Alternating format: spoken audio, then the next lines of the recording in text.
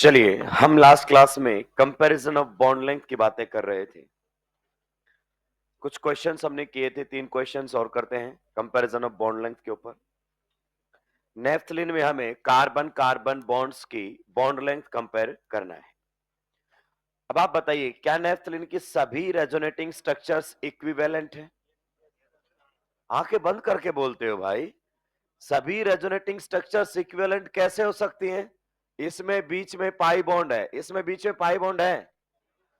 आंखें बंद करके जवाब देना एक अलग आपके पास टैलेंट है। सामने डायग्राम बने हुए हैं कि हाँ सर सारे इक्विवेलेंट है। So all the resonating structures are not equivalent. अगर सभी आरएस इक्विवेलेंट नहीं है तो सभी बॉन्ड लेंथ इक्वल नहीं हो सकती। मैं यही कह सकता हूं कि पहली बात L1 L2 के बराबर नहीं होगा। L1 L2 के बराबर कब होता है? जब आपकी सभी आरएस इक्विवेलेंट बने। अगर बीच में एक भी आरएस आपकी नॉन इक्विवेलेंट है तो L1 L2 के बराबर नहीं होगा। क्या ये क्लियर हुआ? नाउ कैसे आइडेंटिफाई करें? जैसे आप पहले आइडेंटिफाई कर रहे थे। आप देखिए यहां पर इस आरएस में ये कैसा है? Double bond. यहां पर भी कैसा है? Double bond. और यहां पर कैसा है? Single bond. यानी कि आउट ऑफ 3 रेजोनेटिंग स्ट्रक्चर्स इसमें आपकी 2 में डबल बॉन्ड है और एक में सिंगल बॉन्ड है। इस पर फोकस कीजिए। यहां पर ये कैसा है? सिंगल। फिर से अगर अपन बात करें, यहां पर ये कैसा है? सिंगल। और यहां पर ये कैसा है? डबल। तो आप बहुत आसानी से कंपेयर कर सकते हैं कि अगर यहां पर देखें तो double bond, double bond, 2 resonating structures में डबल बॉन्ड है। आपका ये एक ही रेजोनेटिंग स्ट्रक्चर में डबल बॉन्ड है। तो आप बताइए कौन से बॉन्ड्स में डबल बॉन्ड कैरेक्टर ज्यादा होगा? इस वाले में डबल बॉन्ड के कैरेक्टर ज्यादा होंगे या इस वाले में डबल बॉन्ड के कैरेक्टर ज्यादा होंगे? L1 वाले में। कारण क्योंकि ये 2 आरएस में डबल बॉन्ड है। यहां पर अगर अपन बात करना चाहें तो ये 2 आरएस में सिंगल और केवल एक आरएस में डबल बॉन्ड है। तो इस बॉन्ड में आपके डबल बॉन्ड के कैरेक्टर कम होंगे और इस डबल बॉन्ड में आपके डबल बॉन्ड के कैरेक्टर ज्यादा होंगे। यानी कि आप क्या कहना चाहते हैं? L2 is greater than L1। सही बात है कि नहीं है? L2 is greater than L1। तो बेंजीन की तरह नेफ्थलीन में सभी कार्बन कार्बन बॉन्ड्स की बॉन्ड लेंथ सेम नहीं है। तो आप इसको नोट लगाकर भी लिख सकते हैं जल्दी से।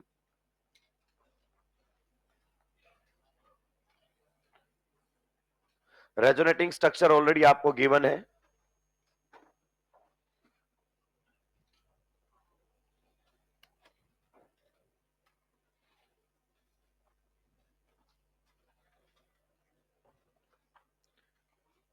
In naphthalene, all carbon-carbon bonds are not of equal bond length. In naphthalene, all carbon-carbon bonds are not of equal bond length.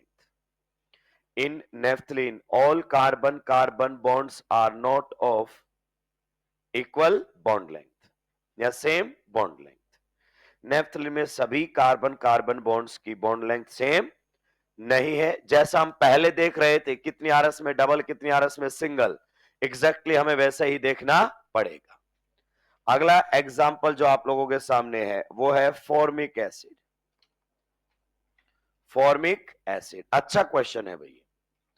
Formic acid में बॉन्ड लेंथ कंपैरिजन करवा रहा है कार्बन और ऑक्सीजन। देखिए अगर हम इसमें रेजोनेंस करवाएं, आप जानते हैं जैसा कि इसमें रेजोनेंस है, lone pair will convert into pi bond and pi bond will convert into negative charge।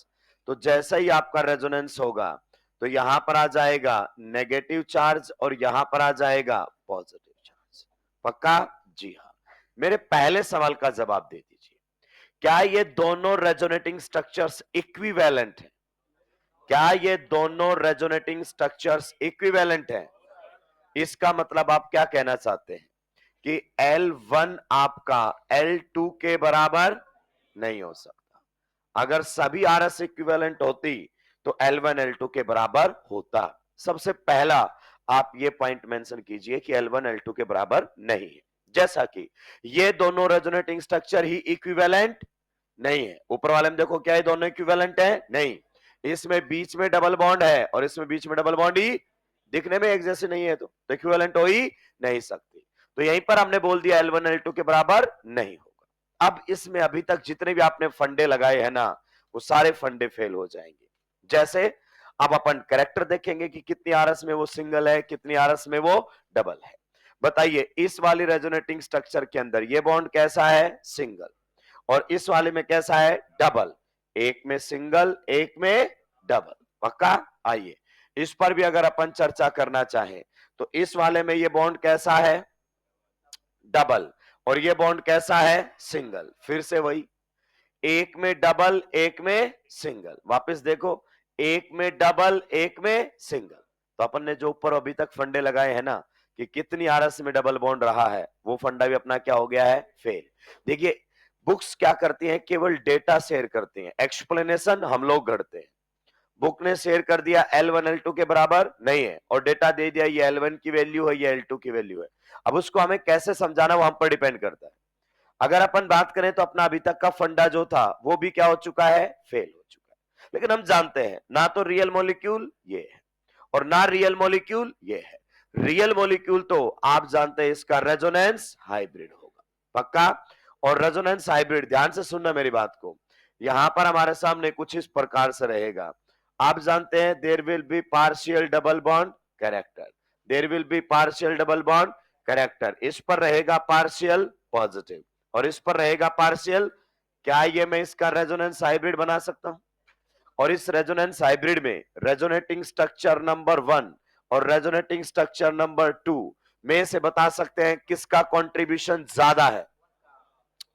अगर अपन स्टेबिलिटी की बात करना चाहें, किसकी बात करना चाहें? स्टेबिलिटी ऑफ रेजोनेटिंग स्ट्रक्चर्स, तो resonating structure number 1 is more stable as compare to resonating structure second. कैसे? क्योंकि कोवेलेंट बॉन्ड दोनों में क्या है? सेम, पर इसमें चार्ज सेपरेशन। आप जानते हैं चार्ज सेपरेशन अच्छा नहीं है रेजोनेंस के लिए। क्लियर? तो यहां पर चार्ज सेपरेशन नहीं है और वहां पर चार्ज सेपरेशन है, तो रियल मॉलिक्यूल में ये ज्यादा कंट्रीब्यूट करेगा। क्या ये बात सही है? इसका मतलब रियल मॉलिक्यूल इसमें ज्यादा मैच करेगा और इसमें ज्यादा मैच करेगा। तो आप देख पा रहे होंगे यहां पर ये बॉन्ड कैसा है? सिंगल। मतलब इस बॉन्ड में आपका सिंगल बॉन्ड कैरेक्टर क्या होगा? ज्यादा। क्लियर? और इसमें ये बॉन्ड आपका कैसा है बताइए? डबल। तो इस वाले बॉन्ड में आपका डबल बॉन्ड का कैरेक्टर क्या होगा? ज्यादा। एक बार फिर से समझिए, हमने यूजुअल अपना कॉन्सेप्ट लगाया। पहला, L1 L2 के बराबर नहीं है, इसमें कोई डाउट नहीं है सर। क्लियर? दूसरा, एक आरएस में सिंगल, एक आरएस में डबल। फिर से, एक आरएस में डबल, एक आरएस में सिंगल, तो दोनों इक्वली सिंगल और डबल बॉन्ड कैरेक्टर रखे आरएस के अंदर, तो अपना वो फंडा भी क्या हो गया? फेल। फिर ऐसे टाइम पर हम क्या देखेंगे? ऐसे टाइम पर हम देखेंगे कि जो आरएस ज्यादा स्टेबल है वहां से आंसर देंगे। अब ये आरएस ज्यादा स्टेबल है, इसका रियल मॉलिक्यूल में कंट्रीब्यूशन ज्यादा है, तो इसमें ये बॉन्ड कैसा है? सिंगल। और ये बॉन्ड कैसा है? डबल। इसका मतलब L1 is greater than L2, L1 is greater than L2। आप जानते हैं इस क्वेश्चन पर स्टार लगाया है, मतलब ये क्वेश्चन बाकी सभी क्वेश्चन से थोड़ा सा हटकर है। अच्छा क्वेश्चन है, बढ़िया क्वेश्चन है। अगले वाले में तो मैं आपसे आंसर एक्सपेक्ट करता हूं दोस्तों, अगले वाले क्वेश्चन में तो मैं आप लोगों से आंसर एक्सपेक्ट करता हूं।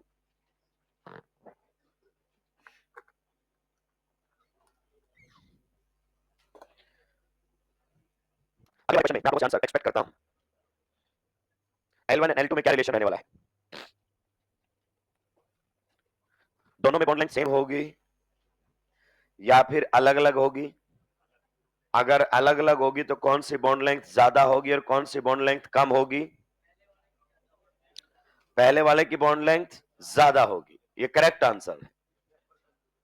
Don't ignore hyper conjugation. आपको बताया था कि hyper is just resonance like phenomena. अगर रेजोनेंस से बॉन्ड लेंथ में फर्क पड़ता है तो हाइपर से भी फर्क पड़ता है। एक बार आप इस क्वेश्चन को नोट कर लेंगे, फिर हम इस क्वेश्चन पर भी डिस्कशन करेंगे।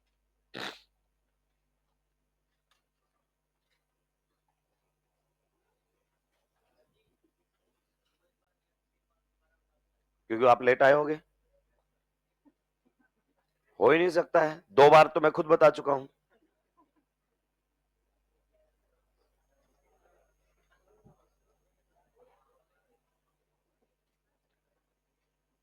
अगले क्वेश्चन में बताइए, इधर अगर अपन बात करें, आप बताइए क्या इस मॉलिक्यूल के अंदर हाइपर कॉन्जुकेशन है? नहीं है।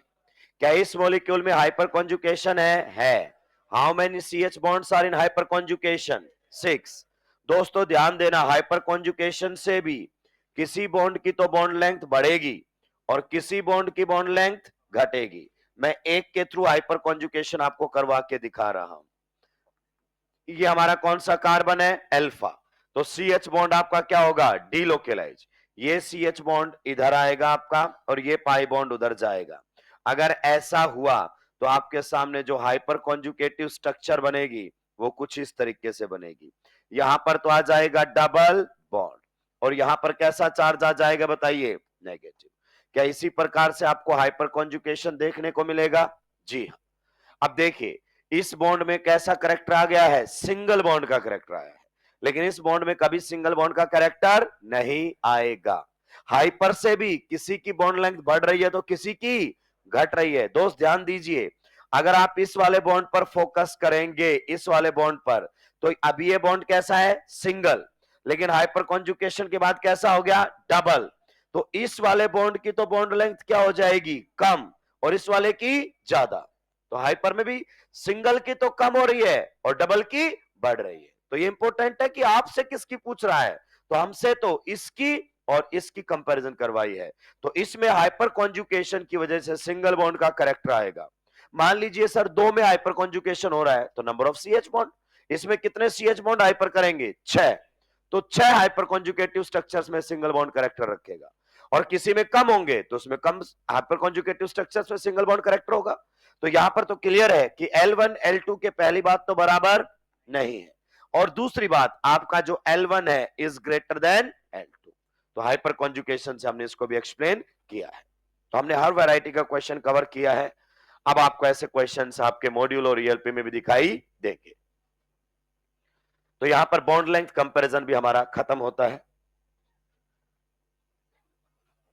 नेक्स्ट हमारे सामने रहेगा इन explaining stability of intermediates. In explaining stability of intermediates. In explaining stability of intermediates. कौन से नंबर का एप्लीकेशन है ये? Application number 7। क्या मैं आगे बढ़ सकता हूं? In explaining the stability of intermediates.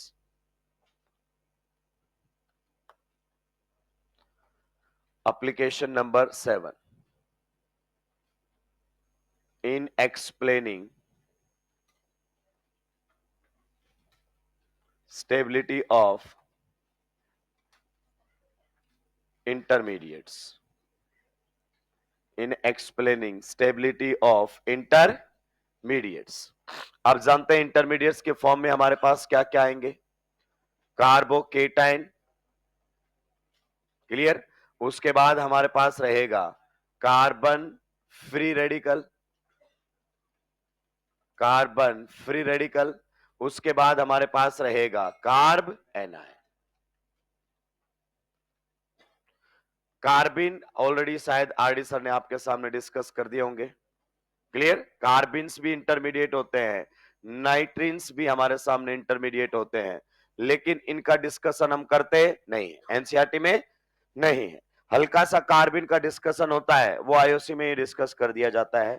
अगर सर ने डिस्कस नहीं किया होगा तो मैं डिस्कस कर दूंगा, कोई बड़ी बात नहीं है। यानी कि मेनली हमें इन 3 इंटरमीडिएट्स पर बातें करनी है। तो सबसे पहले हम बात करेंगे किसकी? कार्बोकेटाइंस की। कार्बोकेटाइंस क्या होते हैं ये ऑलरेडी हम पढ़ चुके हैं। कार्बन पर पॉजिटिव चार्ज हो और उसके वैलेंस सेल में 6 इलेक्ट्रॉन्स हो तो उसे हम क्या कहते हैं? कार्बोकेटाइन। यानी कि कार्बन पर पॉजिटिव चार्ज आता ही कार्बोकेटाइन आपके सामने बन जाता है।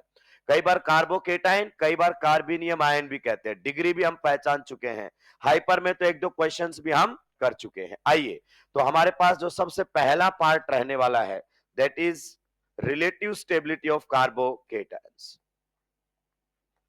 Relative stability of carbocations. One by one हम इनको डिस्कस करेंगे। रिलेटिव स्टेबिलिटी ऑफ कार्बोकेटायंस, ठीक है, रिलेटिव स्टेबिलिटी ऑफ कार्बोकेटायंस। इसमें मैं कुछ बातें आपको पहले बताऊंगा, उसके बाद हम इस टॉपिक को शुरू करेंगे। क्वेश्चन यहां से बन जाता है, जैसे अगर अपन बात करें अभी जो एग्जाम हुआ था, पेपर लीक होने का कुछ बच्चों को जो फायदा मिला था या कुछ अलग पेपर दे दिया गया था सेंटर पर, तो दोबारा से 1600 समथिंग बच्चों का पेपर दोबारा से लिया था, उसमें स्टेबिलिटी ऑफ कार्बोकेटाइन पर क्वेश्चन था, दैट इज हाइपर कॉन्जुगेशन पर क्वेश्चन उसने दिया हुआ था। तो क्वेश्चंस आते रहेंगे, यहां से आए ना आए, आगे इलेक्ट्रोफिलिक एडिशन में जरूरत पड़ेगी, SN1 में जरूरत पड़ेगी, E1 में जरूरत पड़ेगी, तो इनडायरेक्टली हर जगह इन्वॉल्व होते रहते हैं ये, ठीक है। इसमें हम सबसे पहले पढ़ने वाले हैं cyclopropyl, cyclopropyl methyl carbocation, methyl carbocation. ये वाला जो आपका कार्बोकेटाइन है, ये गजब का स्टेबल कार्बोकेटाइन है। इन शॉर्ट दोस्त आपको क्या बोलते हैं इसको, CP, अगर अपन बात करें M, साइक्लोप्रोपाइल मिथाइल कार्बोकेटाइन। तो इन शॉर्ट कई बार आप इसको CPM के नाम से भी जानते हैं। खतरनाक स्टेबिलिटी यहां पर ये कार्बोकेटाइन गेन करता है। थोड़ी देर के लिए आप पेन डाउन रख देंगे और मेरी बातों को ध्यान से सुनेंगे। हालांकि एनसीईआरटी में ऐसा कोई भी डिस्कशन नहीं है। एनसीईआरटी ने साफ बताया है हाइपर कॉन्जुगेशन के अंदर कि CH बॉन्ड का हाइपर कॉन्जुगेशन डिस्कस किया जाएगा, केवल यहां पर CC बॉन्ड का हाइपर कॉन्जुगेशन डिस्कस नहीं किया जाएगा। और इसके केस में आपका CC बॉन्ड का हाइपर कॉन्जुगेशन इन्वॉल्व होता है। क्लियर? तो सबसे पहले तो इस नाम से हमें स्ट्रक्चर बनानी आनी चाहिए। तो देखिए, अगर अपन बात करें, ये इसकी स्ट्रक्चर होती है साइक्लोप्रोपाइल मिथाइल कार्बोकेटाइन, ये होता है आपका साइक्लोप्रोपाइल मिथाइल कार्बोकेटाइन। दोस्तों ये दोनों अलग अलग हैं, क्योंकि तुम कंफ्यूज हो जाते हो चीजों को लेकर। इसका नाम इधर समझिए, ये हमारे सामने कौन सा कार्बोकेटाइन होता है बताओ, मिथाइल कार्बोकेटाइन। क्लियर? अगर मैं इसका एक और एच हटा दूं, क्या करूं, एक और एच हटा दूं और साइक्लोप्रोपाइल ग्रुप लगा दूं, तो इसको क्या बोलोगे आप, साइक्लोप्रोपाइल मिथाइल कार्बोकेटाइन। क्लियर? तो ये जो आपके सामने होता है, ये रहता है साइक्लोप्रोपाइल, साइक्लोप्रोपाइल मिथाइल, अगर अपन बात करना चाहें केटाइन या कार्बोकेटाइन। तो सर उसका नाम क्या है, इसमें कौन सी बड़ी बात है भाई, इसका नाम क्या रहेगा, साइक्लो, अगर अपन बात करना चाहें प्रोपाइल केटाइन। तो कई बार आपके सामने ये स्ट्रक्चर आती है और आपके दिमाग में ये पॉइंट चल रहा होता है, हालांकि दोनों अलग अलग है। अभी हम स्टेबिलिटी कंपेयर नहीं कर रहे हैं इनकी, लेकिन आप पहले समझिए, एग्जामिनर आपको ये देता है, क्योंकि एग्जामिनर जानता है ये तो मुझे डिस्कस नहीं करना 12th लेवल पर, लेकिन आप ये पढ़े होते हो तो आपके दिमाग में ये चल रहा होता है, कुछ और आंसर देकर आ जाते हो। तो पहले इन दोनों में डिफ्रेंशिएट करना सीखे, ये दोनों अलग अलग है, नाम ही एकदम साफ अलग है। चलिए अब आते हैं हम स्टेबिलिटी पर।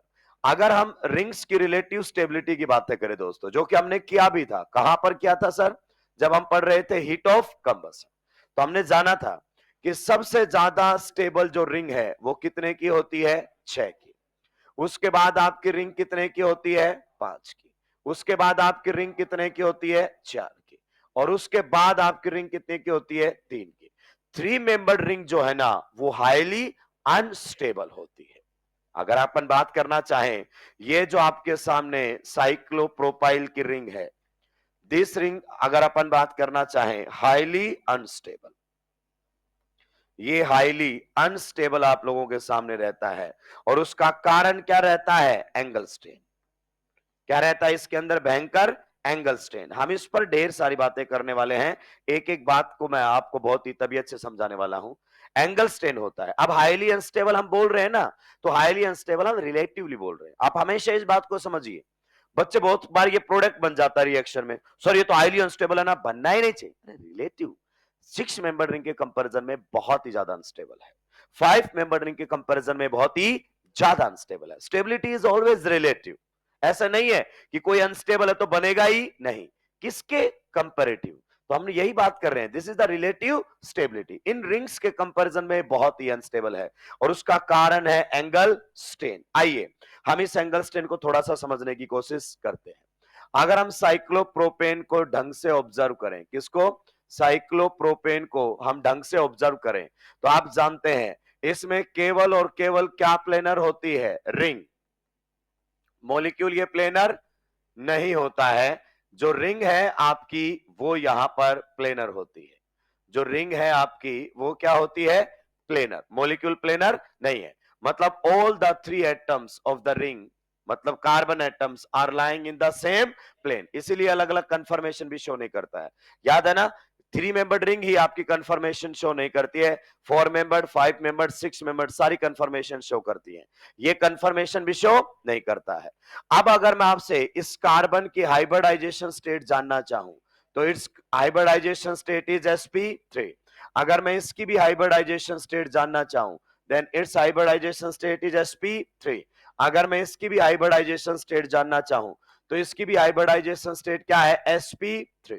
क्लियर? अगर आपकी हाइब्रिडाइजेशन स्टेट क्या होती है? sp3, तो आइडियल बॉन्ड एंगल कितना होना चाहिए? 109.5 डिग्री के आसपास दोस्तों। क्या मैं सही कह रहा हूं? अब समझिए, अगर एंगल इससे ज्यादा होता है तो भी मॉलिक्यूल में एंगल स्ट्रेन डेवलप होती है। अगर एंगल इससे कम होता है तो भी एंगल स्ट्रेन डेवलप होती है। हमारे दिमाग में कुछ गलत चीजें भरी होती हैं कि एंगल कम होगा तो एंगल स्ट्रेन डेवलप होगी। नो, अगर एंगल बढ़ा तो भी एंगल स्ट्रेन डेवलप होगी, अगर एंगल घटा तो भी एंगल स्ट्रेन डेवलप होगी। मतलब इस आइडियल बॉन्ड एंगल से कुछ भी डेविएशन आता है तो एंगल स्ट्रेन डेवलप होना शुरू हो जाएगा, बढ़ने पर भी और घटने पर भी। क्या ये पॉइंट आपको क्लियर हुआ? चलिए, अब अगर अपन बात करना चाहें, आप जानते हैं ट्राइंगल का इंटरनल एंगल कितना होता है? 60 डिग्री। ये भी आपका कैसा है? 60 डिग्री। यहां पर भी अगर अपन बात करना चाहें तो कैसा है? 60 डिग्री। सही बात है कि नहीं है? आइए और समझने की कोशिश करते हैं। अगर ये 60 डिग्री है तो आइडियली इन बॉन्ड्स को कितने एंगल पर होना चाहिए था? इन दोनों बॉन्ड्स को आइडियली कितने एंगल पर होना चाहिए था? आइडियली तो इन बॉन्ड्स को होना चाहिए था, आप बता सकते हैं कितने एंगल पर? 109.5 डिग्री पर। ये दोनों बॉन्ड हैं कितने एंगल पर? 60 के एंगल पर। यानी कि इनके बीच में आइडियल एंगल होना चाहिए था 109.5 डिग्री, पर ये बॉन्ड है कितने पर? 60 डिग्री पर। तो बताइए इन दोनों बॉन्ड्स में कितना एंगल स्ट्रेन डेवलप हो गया है? लगभग अगर अपन बात करना चाहें तो 49.5 डिग्री का एंगल स्ट्रेन इन दोनों बॉन्ड में आ गया है। अगर हम इधर भी बात करना चाहें सिमिलरली, इन दोनों बॉन्ड्स के बीच में भी, इन दोनों बॉन्ड्स के बीच में भी जो आपका एंगल होना चाहिए था वो कितना होना चाहिए था? sp3 है तो 109.5 डिग्री। इसका मतलब आइडियली ये बॉन्ड यहां पर नहीं होने चाहिए थे। अगर यहां आइडियल बात करना चाहें तो फिर से होना चाहिए था 109.5 डिग्री, लेकिन इन दोनों बॉन्ड्स को क्लोज लाया गया है। इन दोनों बॉन्ड्स को क्लोज लाया गया है तो बॉन्ड्स में आप जानते हैं रिपल्सन हो गया है। ये एक प्रकार का बॉन्ड पेयर रिपल्सन आप कह सकते हो। एंगल कम होने से मॉलिक्यूल में डेवलप हो जाता है एंगल स्ट्रेन। और यहां पर भी अप्रोक्सीमेटली कितना एंगल स्ट्रेन है बताइए? 59.5 डिग्री, सॉरी 49.5 डिग्री। इधर भी अगर अपन बात करना चाहें दोस्तों, इन बॉन्ड्स के बीच में भी जो एंगल होना चाहिए था वो कितना होना चाहिए था आपका? बताओ। 109.5 डिग्री। आइडियल तो यही होना चाहिए था 109.5 डिग्री, लेकिन है कितना? 60 डिग्री। तो यहां पर भी 49.5 डिग्री का एंगल स्ट्रेन है। आप देखिए मॉलिक्यूल में अप्रोक्सीमेटली अगर मैं बात करना चाहूं 150 डिग्री का एंगल स्ट्रेन है पूरे मॉलिक्यूल के अंदर अगर अपन बात करना चाहें, और ये एंगल स्ट्रेन कम नहीं होता है। ये तो भयंकर एंगल स्ट्रेन है, जिस वजह से ये रिंग जो आपकी है वो हाईली अनस्टेबल है। इसीलिए ये स्टेबिलिटी में सबसे पीछे है। भले ही इसका टोटल एचओसी कम था लेकिन एचओसी पर कार्बन सबसे ज्यादा होता है इसका। एचओसी पर कार्बन इसका सबसे ज्यादा था, इसीलिए स्टेबिलिटी में सबसे पीछे था। एक बात आप और जानते हैं, बेंट रूल से अगर अपन बात करना चाहें, किसी में भी अगर अपन बात करें percentage s character, percentage s character किसी भी बॉन्ड में आप देखना चाहो, it is directly proportional to क्या रहेगा? Bond angle. क्या मैं सही कह रहा हूं?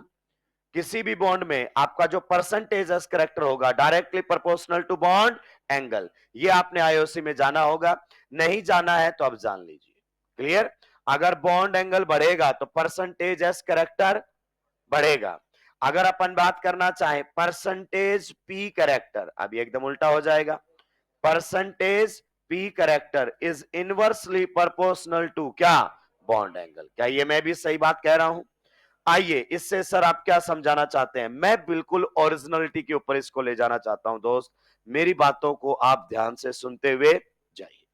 अगर मैं इन बॉन्ड्स में बात करना चाहूं साइक्लोप्रोपेन के, ये वाले जो बॉन्ड्स हैं, जैसे ये बॉन्ड आपका है जो कार्बन कार्बन के बीच में, ये बॉन्ड जो आपका है कार्बन कार्बन के बीच में है, इन बॉन्ड्स में बॉन्ड एंगल बढ़ गया है कि घट गया है?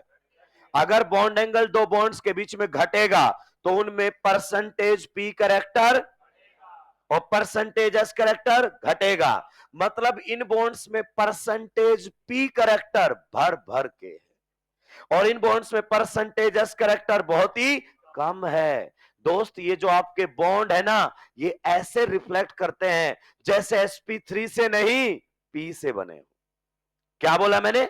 ये बॉन्ड आपके ऐसे रिफ्लेक्ट करते हैं जैसे sp3 से नहीं पी से बने हो, क्योंकि इन बॉन्ड्स में परसेंटेज एस करेक्टर बहुत ही ज्यादा है। सॉरी, परसेंटेज पी करेक्टर बहुत ही ज्यादा है और पाई बॉन्ड बनता है पी से। तो ये जो आपके कार्बन कार्बन के सिग्मा बॉन्ड है ना, ये usual carbon carbon pi bond से भी वीक है। इनमें परसेंटेज पी करेक्टर भर भर के है। अगर इस मॉलिक्यूल को आप रियली में जानना चाहते हैं तो जैसा ये मॉलिक्यूल दिखाया गया है, ये मॉलिक्यूल वैसा बिल्कुल भी नहीं होता है। क्लियर? जब आप इनके बॉन्ड्स की बात करोगे तो यहां पर जो कार्बन कार्बन के बीच में बॉन्ड है ना, वो इस प्रकार से हैं बेंट। जो कार्बन कार्बन के बीच में बॉन्ड्स है ना, वो इस प्रकार से हैं बेंट। क्लियर? आपका जो सिग्मा बॉन्ड की इलेक्ट्रॉन डेंसिटी है, कभी आप सोचो कि इंटर न्यूक्लियर एक्सिस पर लाई करती है जैसा आप दिखाते हैं, ऐसा बिल्कुल भी नहीं है। इन दोनों के बीच की जो इंटर न्यूक्लियर एक्सिस है उस पर सिग्मा इलेक्ट्रॉन्स है ही नहीं, आपके इससे बाहर, इससे बाहर, इससे बाहर। तो ये जो बनाना शेप के बॉन्ड यहां पर आपको बनते हुए दिखाई देते हैं। किस टाइप के बॉन्ड बनते हुए दिखाई देते हैं? बनाना शेप। और आप जानते हैं इस टाइप के बॉन्ड्स में पी करेक्टर भर भर के होता है। क्लियर? चलिए अब आते हैं हम अपने मेन पॉइंट के ऊपर। अगर आपको याद हो कार्बोकेटाइन में हाइपर कॉन्जुगेशन, उम्मीद करता हूं आपको थोड़ा सा याद होगा। कार्बोकेटाइंस में किस प्रकार से आपको हाइपर कॉन्जुगेशन देखने को मिलता था? ये कार्बोकेटाइन हमारे पास है, आप जानते हैं इसके साथ कौन ओवरलैप करता था? इस कार्बन से नेक्स्ट कार्बन पर लगा हुआ कौन सा बॉन्ड? C H bond. यहां पर जो आपका sp3 हाइब्रिडाइज्ड ऑर्बिटल होता था, ये आपका हाइड्रोजन बॉन्ड बनाएगा किससे? 1s से। कार्बन किससे बनाता है? sp3 से। और यहां पर कितने इलेक्ट्रॉन्स हैं? 2। ये नॉन पैरेलल साइड से ओवरलैप करने की कोशिश करते थे। यही आपका नॉर्मल हाइपर कॉन्जुगेशन था सी एच बॉन्ड का। अगर आप इस 3 मेंबर्ड रिंग के सामने क्या बनाने की कोशिश करते हो? कार्बोकेटाइन। मेरी बात को ध्यान से सुनिए। अगर आपने इस 3 मेंबर्ड रिंग के सामने क्या बनाने की कोशिश की है? कार्बोकेटाइन। तो ये जो सिग्मा बॉन्ड है ना, ये वाले सिग्मा बॉन्ड, ये वाले जो आपके सिग्मा बॉन्ड है, these sigma bonds are involve in hyperconjugation. समझिए, अगर मैं इस कार्बन को बोल देता हूं कार्बन नंबर 1, इसको बोल देता हूं कार्बन नंबर 2, इसको बोल देता हूं कार्बन नंबर 3 और इसको बोल देता हूं carbon number 4, then which carbon carbon bonds are involve in hyperconjugation? 2, 3 and 2, 4। आपका 3, 4 वाला नहीं करेगा, कौन सा करेगा? 2, 3 and 2, 4। CC bonds, CC bonds are involved in hyperconjugation। क्या सर आप इसको ऑर्बिटल डायग्राम से बता सकते हो? बिल्कुल। अगर हम इसका ऑर्बिटल डायग्राम देखना चाहें तो आप जानते हैं कार्बोकेटाइन के पास क्या होता है? एक वैकेंट, अगर अपन बात करना चाहें पी ऑर्बिटल। अब आइए इधर, अगर अपन बात करें, ये आपका एक कार्बन है, ये आपका दूसरा कार्बन है, ये आपका तीसरा कार्बन है। आप सभी जानते हैं ये जैसे बॉन्ड दिखाए गए हैं वैसे नहीं है, इनमें पी करेक्टर ज्यादा होने की वजह से ये बेंट हो चुके हैं। और ये बेंट हो चुके हैं तो ये कुछ इस प्रकार से आपके बॉन्ड होते हैं, ये कुछ इस प्रकार से आपके बॉन्ड होते हैं। ये है real picture of cyclopropane. And you will find क्या कि आपका जो ये वैकेंट पी ऑर्बिटल है, इधर वाले से भी ओवरलैप कर रहा है और इधर वाले से भी ओवरलैप कर रहा है। और ऐसा आपको रेयरली ही देखने को मिलता है। नॉर्मली जो हाइपर कॉन्जुकेशन होता है उसमें आपका एक ही साइड से ओवरलैप करता है, एक ही लोब को ओवरलैप करने का मौका मिलता है, एक ही सीएच बॉन्ड के साथ हाइपर होने का मौका मिलता है। पर यहां पर आप देख पाएंगे एक ही टाइम पर दो सीसी बॉन्ड के साथ ये ओवरलैप करता है। यही वो फिनोमिना है जिसकी वजह से ये कार्बोकेटाइन गजब का स्टेबल हो जाता है। जब 3 मेंबर रिंग के सामने आपका ये कार्बोकेटाइन बनेगा तो एक्सट्रीम लेवल की स्टेबिलिटी पाएगा। This is the real picture. अब आप इसको समझाने के लिए कैसे समझाते हैं कि देखिए यहां पर आपको हाइपर कॉन्जुकेशन देखने को मिलेगा। ये कौन सा पॉइंट हो गया? Start point. ये कौन सा पॉइंट हो गया? And point. सिमिलरली ये स्टार्ट पॉइंट और ये कौन सा हो गया? And point. आपका ये सिग्मा बॉन्ड इधर आएगा। अगर ये सिग्मा बॉन्ड इधर आए तो बताओ यहां तो क्या बनेगा?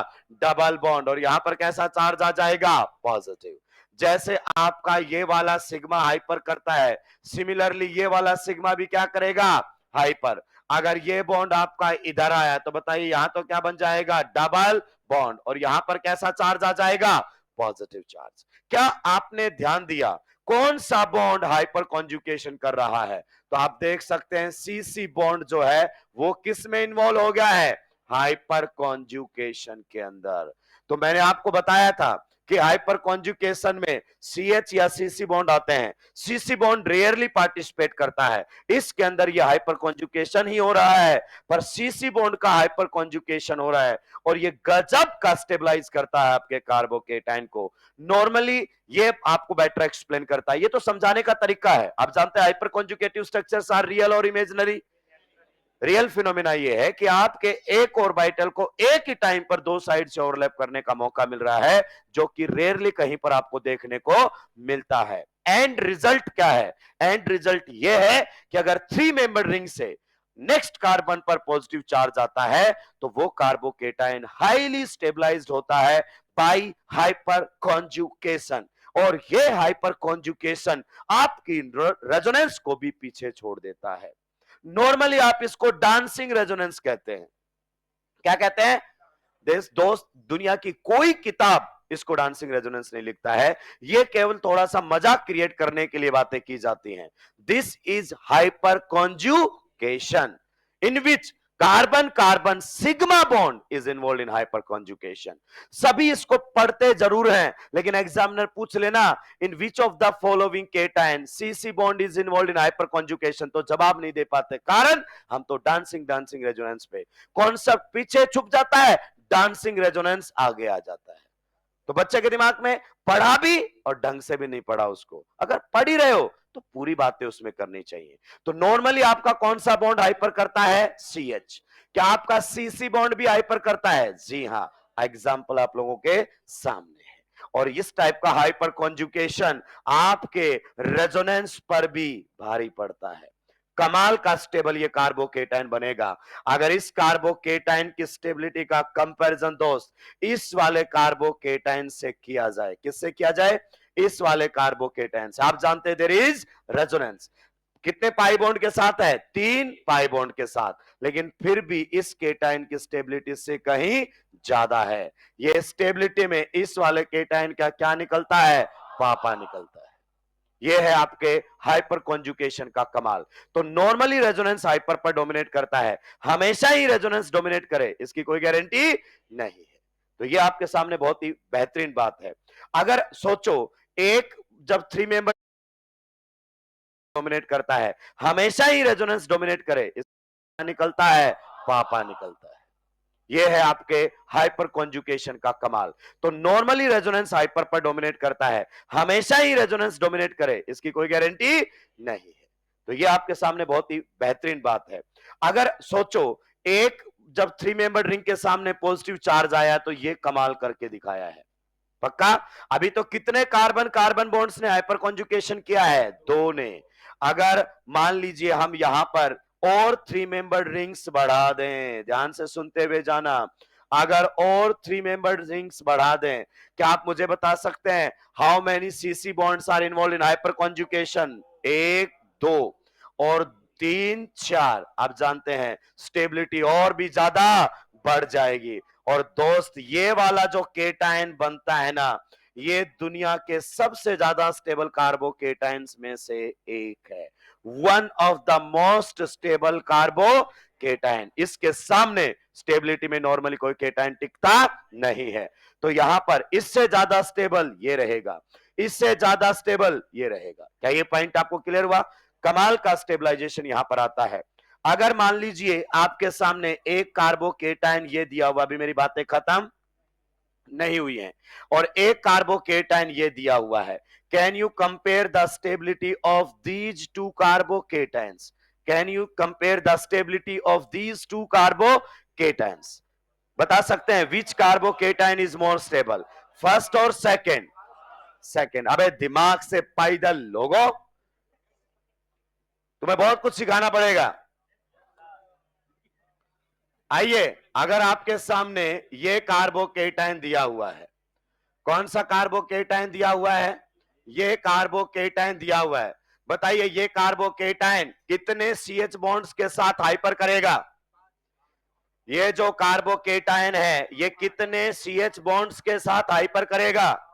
ए, जो जिंदगी में पढ़ा है वो जवाब मत दे, यहां के मास्टर जैसी बातें करता है। बताइए क्या ये कार्बोकेटाइन यहां पर हाइपर करेगा? तो ये कितने हो गए? 3, और ये दो 5। और अगर ये रेजोनेंस करेगा तो पाई बॉन्ड इधर और पॉजिटिव चार्ज कहां पर आएगा? पाई बॉन्ड इधर और पॉजिटिव चार्ज यहां पर आएगा। यहां पर अगर अपन बात करना चाहे तो 2 सीएच बॉन्ड और मिलेंगे इसको। कितने सीएच बॉन्ड के साथ हाइपर करेगा? 7। यहां के मास्टर 5 5 बोलते रहते, ये तो केटाइन ही लगे। दिमाग से पैदल, resonating structures never represent two different compounds. ना तो रियल ये है, ना तो real real is the resonance hybrid. एकदम पागलों जैसी बातें करते हो। अगर हाइब्रिड की बात करना चाहो तो आप जानते हैं डबल बॉन्ड यहां भी हो सकता है, डबल बॉन्ड यहां भी हो सकता है, पॉजिटिव चार्ज यहां पर भी हो सकता है और positive charge, this is the real cation.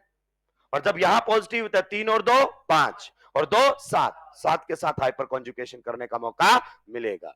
तो अल्फा एच भी ढंग से काउंट नहीं करने आते हैं। फिर ऐसे क्वेश्चन जब कंपैरिजन में आते हैं ना तो बोलेंगे वाई एस वाई सर ऐसा। अरे वाई एस वाई क्या किताबें बताती है? मैं कोई घर से केमिस्ट्री लेके आता हूं? तुम्हारी केमिस्ट्री खुद से चलती होगी। वापिस आइए और थोड़ा दिमाग लगाइए। जब इसमें हाइपर कॉन्जुगेशन होगा तो पॉजिटिव चार्ज इस कार्बन पर आएगा कि नहीं आएगा? तो यहां पर 3 CH हाइपर करेंगे। जब ये इधर जाएगा तो फिर 3 CH। एक बार यहां पर मिथाइल ग्रुप लगाकर देख, बता कितने CH बॉन्ड हाइपर में इन्वॉल्व हो जाएंगे? 3 CH बॉन्ड। अब वापिस से एक बार आंखें खोल और जवाब दे, which cation is more stable? Which cation is more stable? Second. क्योंकि जो इसमें है वो तो इसमें भी है, जो इसमें है वो तो इसमें है। कितने? 2 सीसी बॉन्ड का हाइपर, वो तो इसमें भी है। लेकिन जब ये हाइपर करने के बाद यहां आएगा तो 3 CH बॉन्ड ये हाइपर करेंगे, और जब ये यहां जाएगा तो 3 CH बॉन्ड और हाइपर करेंगे। सो इससे ज्यादा स्टेबल वो वाला है। तो इस बात का भी आपको विशेष ध्यान रखना चाहिए। ये एक ट्रेंड नहीं है, ये 2 अलग अलग रिलेटिव स्टेबिलिटी के ट्रेंड हैं। जल्दी से जल्दी नोट डाउन करेंगे और आगे बढ़ूंगा। ये फिनोमिना केवल 3 मेंबर रिंग के सामने की है। गलती से अगर 4 मेंबर के सामने आ जाए तो ऐसा कुछ भी नहीं होने वाला है, नॉर्मल केटाइन की तरह काम करेगा। कभी आप सोचो कि वो 3 मेंबर रिंग पर इतने चिल्ला चिल्ला के बात कर रहा था, तो 4 में तो पता नहीं क्या ही हो जाएगा। कुछ नहीं होगा 4 में। जो हो रहा है वो बता दिया गया है, उससे अलावा आपको सोचने की जरूरत नहीं है। आपने सोचा, ये आपकी पहली गलती है केमिस्ट्री में।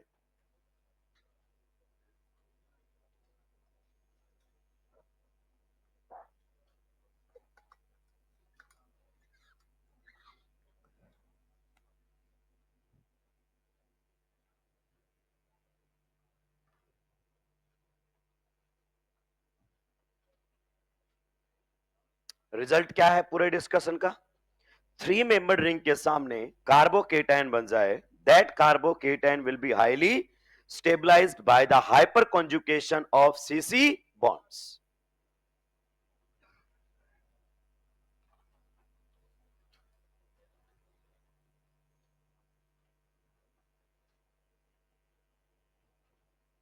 थ्री मेंबर्ड रिंग में ही ऐसा क्यों होता है?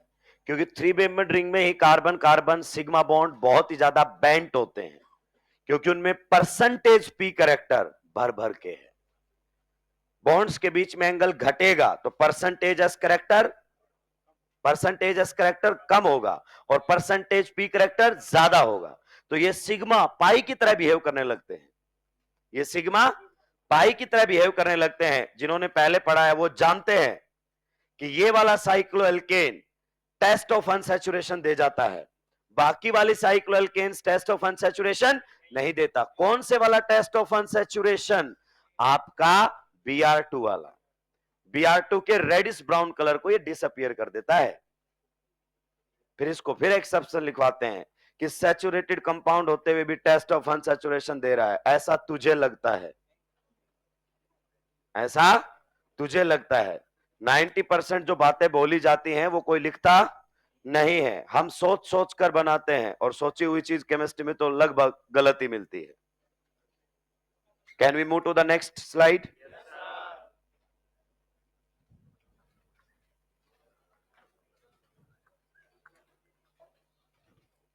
Three membered ring highly strained ring है। और कौन सा स्ट्रेन है इसके अंदर? Angle strain. जब हम स्ट्रेन पढ़ रहे थे दोस्तों तो मैंने स्ट्रेन को डिवाइड किया था, torsional strain, van der Waals strain, angle strain. मैंने बोला था एंगल स्ट्रेन नॉर्मली आपकी साइक्लिक कंपाउंड्स में आता है। बॉन्ड्स जिस एंगल पर होने चाहिए थे हो नहीं पाते हैं रिंग की वजह से।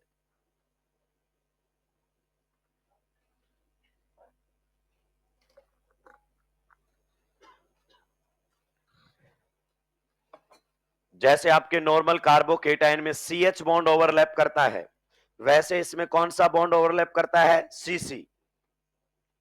और इससे बेटर करता है, कारण ये तो फिर भी इसके पास इतना नहीं होगा, बल्कि वो तो बेंट है, पी ऑर्बिटल में धसा हुआ होता है। तो पी ऑर्बिटल की दोनों लोब्स को एक साथ ओवरलैप करने का मौका मिलता है, एक नीचे वाले CC बॉन्ड से और एक ऊपर वाले CC बॉन्ड से।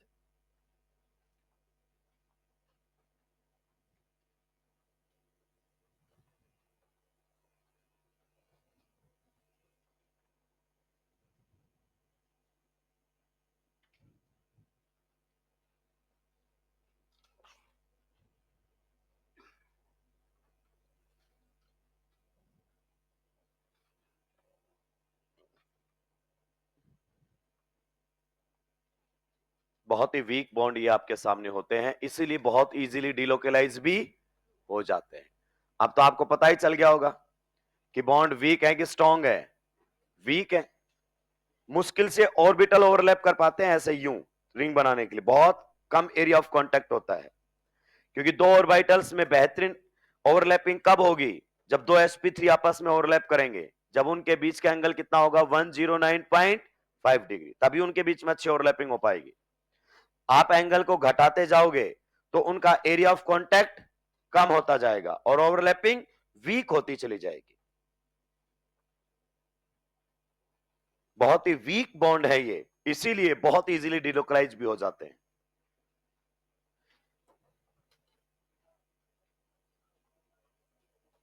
सुलटा दिया है। ये सारी बातें आईओसी की हैं। अब आप पूछोगे सर ये कैसे पता चलेगा? तो ये सारी की सारी बातें आईओसी की हैं और आई एम 100% श्योर ये बातें आपको ऑलरेडी बताई जा चुकी हैं। वो अलग बात है कि आपने क्लासें मिस की होंगी तो नहीं चमकेगा।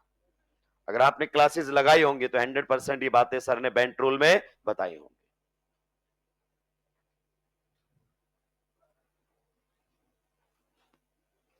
Can we move to the next slide? पक्का?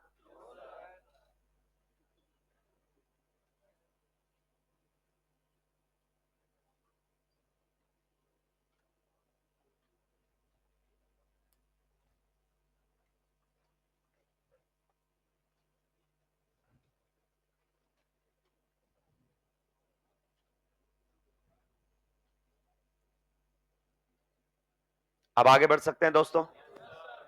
चलिए भाई, जल्दी जल्दी लिखेंगे, नोट करेंगे। ए, हमेशा पढ़ने के बाद आपको यह मालूम होना चाहिए कि इसको समेटना कैसे। जो बच्चा ये नहीं जानता वो कभी आगे नहीं बढ़ सकता। तो हमें सिंपल सा पता चल गया है समेटना कैसे है। एंड रिजल्ट क्या है कि 3 मेंबर्ड रिंग के सामने केटाइन बनेगा तो हाईली स्टेबल होगा। ये रिजल्ट अब इसका हो सकता है एक्सप्लेनेशन तेरे से ना पूछे, इसीलिए कई बार हम मन गढ़ंत कहानियां सुनाकर भी बच जाते हैं, क्योंकि एट द एंड केमिस्ट्री में रिजल्ट मैटर कर रहा होता है। असर्शन रीजन बनाएगा तो वो होममेड बनाता नहीं है।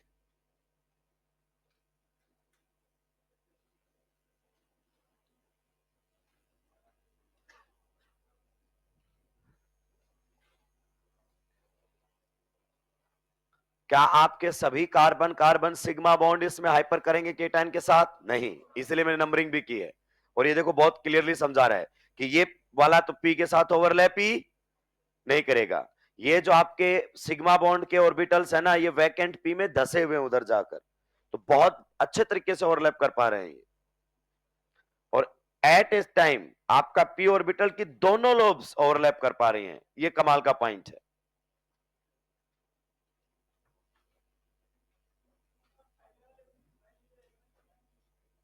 क्या हुआ?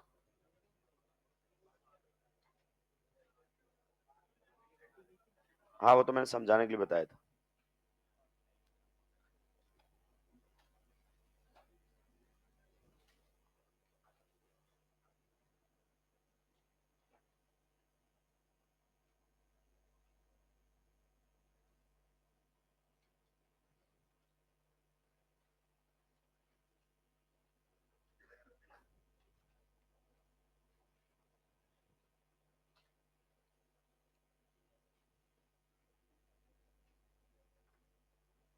सुलटा दिया है क्या दोस्तों?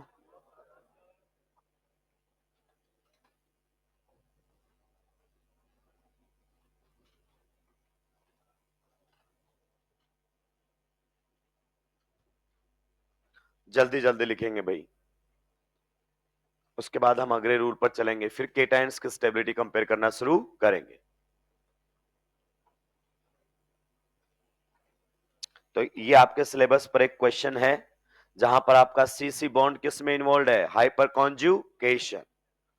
अगर इसकी स्टेबिलिटी का कभी गलती से स्टेटमेंट आ जाए तो स्टेटमेंट क्या जाएगा? Stabilised by sigma bond resonance. Hyper का दूसरा नाम क्या है? सिग्मा बॉन्ड रेजोनेंस और हाइपर कॉन्जुगेशन।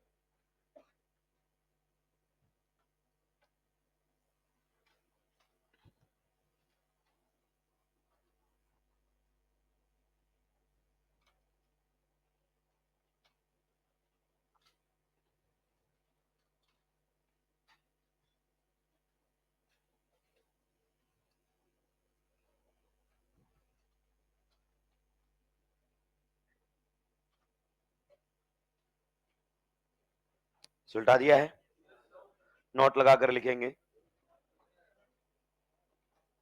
भाई। आप जितना ज्यादा जल्दी लिखेंगे उतनी ज्यादा बातें मैं आपको बता पाऊंगा।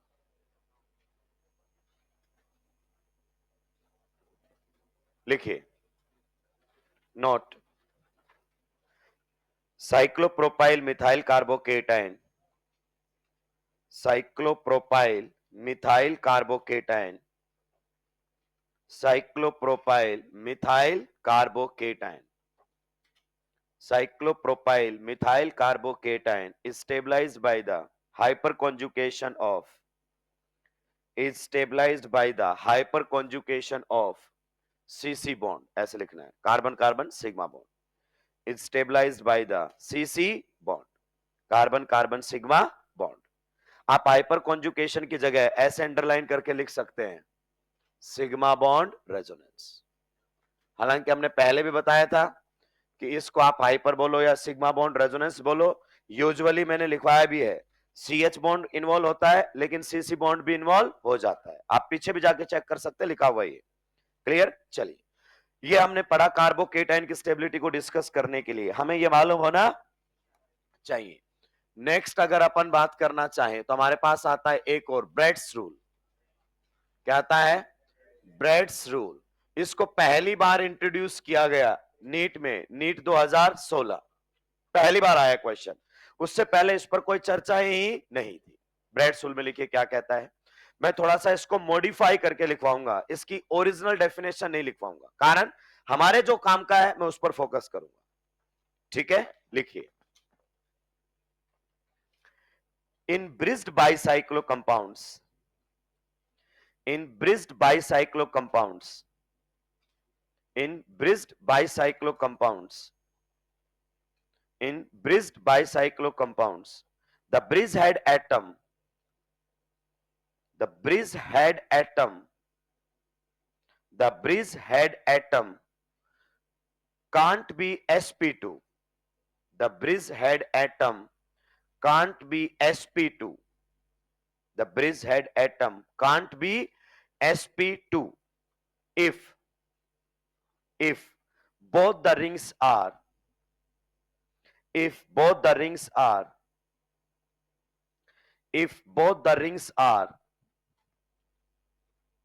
less than 8 membered, if both the rings are less than 8 membered, if both the rings are less than 8 membered.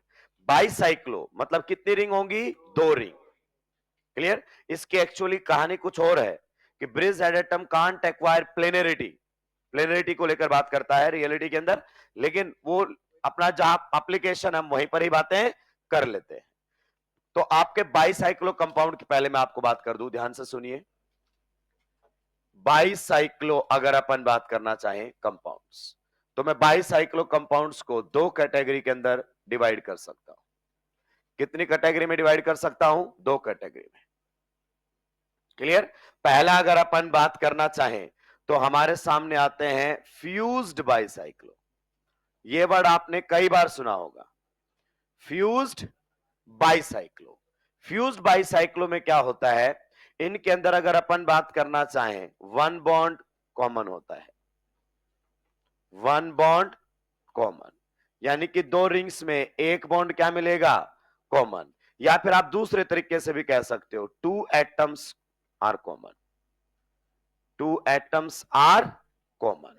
2 ring आपके सामने होंगी तो या तो आप कह दो उनमें एक बॉन्ड कॉमन होगा, या आप ये कह दो कि 2 एटम कॉमन होंगे. जैसे आपके सामने ये वाला एक कंपाउंड दिया गया है, पहले आप ध्यान से देखिए, छापने का मौका आपको दिया जाएगा. It's a fused bicyclo compound, it's a fused bicyclo compound. There are 2 6 membered rings. ध्यान से देखिए, देयर आर 2 6 मेंबर्ड रिंग्स. एक तो ये दिखाई गई है 6 मेंबर्ड रिंग, और एक ये दिखाई जा रही है 6 मेंबर्ड रिंग. क्लियर? और इन दोनों रिंग्स में अगर मैं बात करना चाहूं तो जो रेड वाला बॉन्ड है वो कॉमन है. देखो, या तो आप कह सकते हो ये दोनों एटम्स क्या हैं? कॉमन.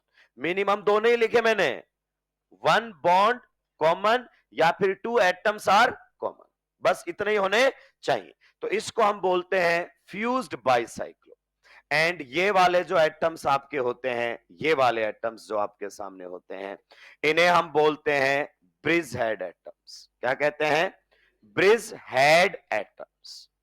ये हमारे सामने रहेंगे bridge head atoms. Clear? Breads ने इसके रिगार्डिंग कोई बातें नहीं की है, कुछ भी बात इसके रिगार्डिंग नहीं की है. लोगों को पहले क्लियर भी नहीं था कि ब्रिज्ड बाइसाइक्लो पर बात कर रहा है या कैसे बाइसाइक्लो पर बात कर रहा है. होममेड क्वेश्चंस बनाते थे, यहां पॉजिटिव टिका लेते थे, खुद की केमिस्ट्री चल रही होती थी. यहां पर ब्रेड्स ने कोई चर्चा नहीं की, कहता यहां तुम sp2 लाओ, मुझे कद्दू फर्क नहीं पड़ता है. इसका मतलब अगर आप यहां पर डबल बॉन्ड बना देंगे तो कहता है मुझे कोई दिक्कत आपत्ति परेशानी नहीं है. यानी कि डबल बॉन्ड का मतलब ये कार्बन क्या हो गया है? sp2. क्या ये sp2 चलेगा? डेफिनेटली चलेगा साहब, कहीं कोई दिक्कत नहीं है. नेक्स्ट अगर अपन बात करना चाहें, कहता है इवन आप कार्बोकेटाइन भी बनाओगे, तो कहता है मैं तो इस पर चर्चाएं ही नहीं कर रहा, इन सब का एग्जिस्टेंस है, दे एग्जिस्ट. क्लियर? तो फिर ब्रेड्स किस पर बात करता है? ब्रेड्स जो आपका बात करता है वो करता है ब्रिज्ड बाइसाइक्लो. अगर अपन बात करना चाहें, ब्रेड्स जो हमारे सामने बात करता है वो करता है ब्रिज्ड बाइसाइक्लो. फ्यूज्ड बाइसाइक्लो नहीं, ब्रिज्ड बाइसाइक्लो. इस पर ब्रेड्स की चर्चाएं होती हैं, उस पर कोई चर्चा नहीं होती है. तो सर ये ब्रिज्ड बाइसाइक्लो क्या होता है? देखिए इसमें सिंपल सी बात है. अगर अपन बात करना चाहें, एट लिस्ट लिख रहा हूं,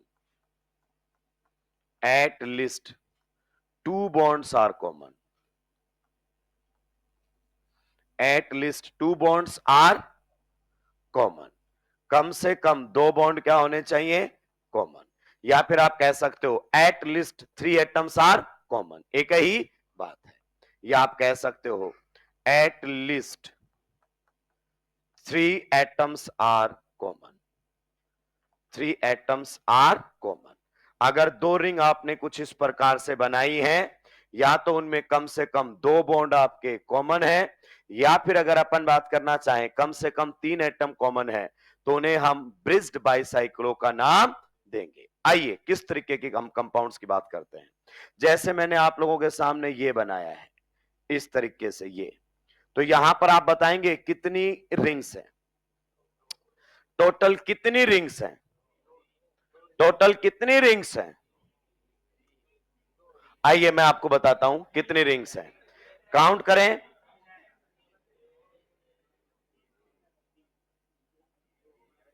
दिख रहा है, ओके बहुत बढ़िया।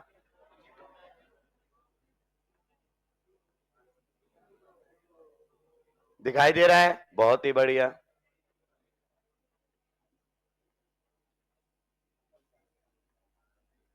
दिखाई दे रहा है, कितनी रिंग्स हैं, कद्दू 2 रिंग है।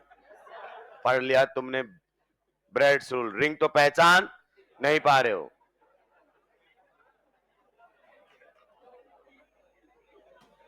फिर क्या पढ़ा तुमने, जब लिखा हुआ है कोई सी भी रिंग 8 से बड़ी नहीं होनी चाहिए, यानी both the ring should be less than 8 member, तो ब्रेड रूल को अप्लाई नहीं कर पाओगे।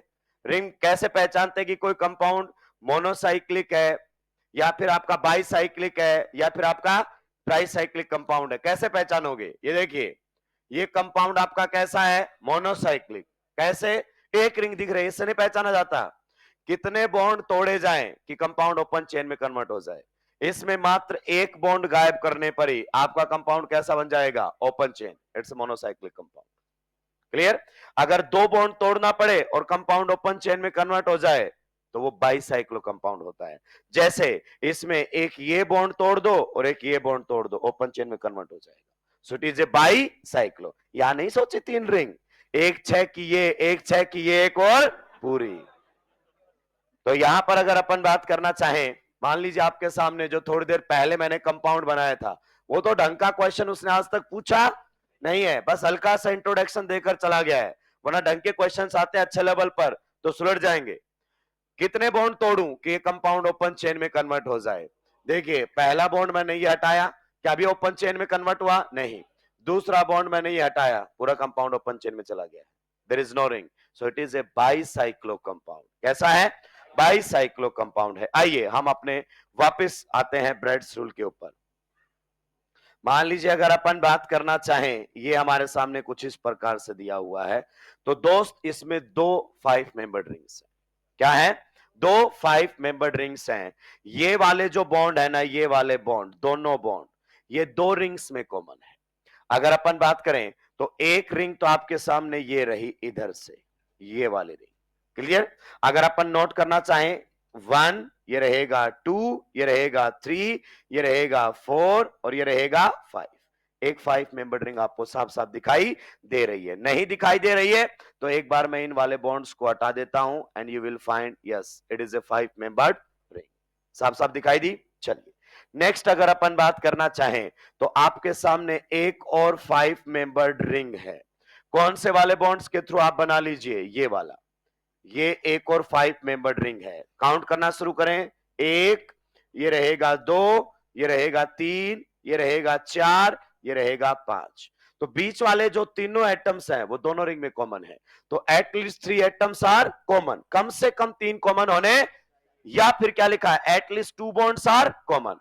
तो आप देखो ये बॉन्ड और ये बॉन्ड दोनों रिंग्स में कॉमन है, सो ये आपकी ब्रिज्ड बाइसाइक्लो कंपाउंड है जिसमें 5-5 की 2 रिंग है, मतलब दोनों ही रिंग आपकी 8 से छोटी हैं। तो ये वाली जो पोजीशंस होती है ना दोस्तों, ये वाली जो पोजीशंस होती हैं इनको हम बोलते हैं कौन सी positions, bridgehead atoms. Bridgehead atom बोल दो या ब्रिज हेड पोजीशन बोल दो, एक ही बात है। कहता है आपके ये sp2 नहीं हो सकते। जाहिर सी बात है अगर sp2 हो जाएंगे तो बॉन्ड एंगल 120 का चाहिए, जो कि यहां पर पॉसिबल ही नहीं हो पाएगा। तो उसके ना होने का कारण एंगल स्ट्रेन होता है, लेकिन हमें वहां नहीं जाना इतना डिटेल में, क्योंकि डायरेक्ट एनसीईआरटी ने कोई डिस्कशन नहीं किया है। देखो इसको ऐसे भी बना देता है एग्जामिनर, कई बार इसी को ही किस प्रकार से बनाया जा सकता है, इसी को ही इस प्रकार से भी बनाया जा सकता है। ये दोनों एक ही बात को रिफ्लेक्ट आप लोगों के सामने करता हुआ नजर आएगा। देखिए जब मैं ऐसे यू बॉन्ड छोड़कर बनाता हूं, इसका मतलब है ये दोनों बॉन्ड आपस में टच नहीं कर रहे हैं। क्लियर? मैं सीधी लाइन भी खींच सकता हूं, लेकिन इसका मतलब आपको ऐसा लगेगा कि एक दूसरे को कट कर रहे हैं, इनफैक्ट वो कट नहीं कर रहे हैं। ठीक है, तो आप देखेंगे कि इसमें भी आपको दो रिंग दिखाई देंगी। आइए पहली रिंग अपन देखना चाहते हैं, एक, ये रहेगा दो, ये रहेगा तीन, ये रहेगा चार और ये रहेगा पांच। तो एक आपके सामने 5 मेंबर्ड रिंग आपको ये वाली दिखाई दे रही है। चलिए दूसरी अगर अपन बात करना चाहें तो देखिए ये रहा एक, ये रहा दो, ये रहा तीन, ये रहा चार और ये रहा पांच। इस प्रकार से आपको दूसरी भी 5 मेंबर्ड रिंग दिखाई दे रही है। So there are 2 5 membered rings, और इनमें अगर अपन बात करना चाहें कॉमन बॉन्ड्स कौन से हैं, ये बॉन्ड और ये बॉन्ड आपका क्या है, कॉमन, दोनों रिंग के अंदर कॉमन है। So these positions are the bridge head positions, कहता है ये आपकी sp2 नहीं होनी चाहिए। ये ब्रैडशुल आपको समझाने की कोशिश कर रहा है। चलिए इसी में ही हम फर्दर एग्जांपल्स लेंगे। मान लीजिए अगर अपन बात करना चाहें, हमारे सामने कुछ इस प्रकार से दिया हुआ है, इस प्रकार से हमारे सामने दिया हुआ है, जो कि आपने क्वेश्चन देखा 2016 में पीवाईक्यू में आपको मिलेगा। क्लियर? टोटोमेरिज्म से क्वेश्चन को फ्रेमिंग में लाया गया था। ये आपके सामने, क्या आप आइडेंटिफाई कर पाते हैं कि कितनी कितनी रिंग्स है इसमें? इसमें 6 की दो रिंग है। अगर अपन बात करें 1, ये रहेगा 2, ये रहेगा 3, ये रहेगा 4। यहां पर अगर अपन बात करें 5 और ये रहेगा 6, तो ये देखो एक 6 मेंबर रिंग आपको ये दिखाई देगी।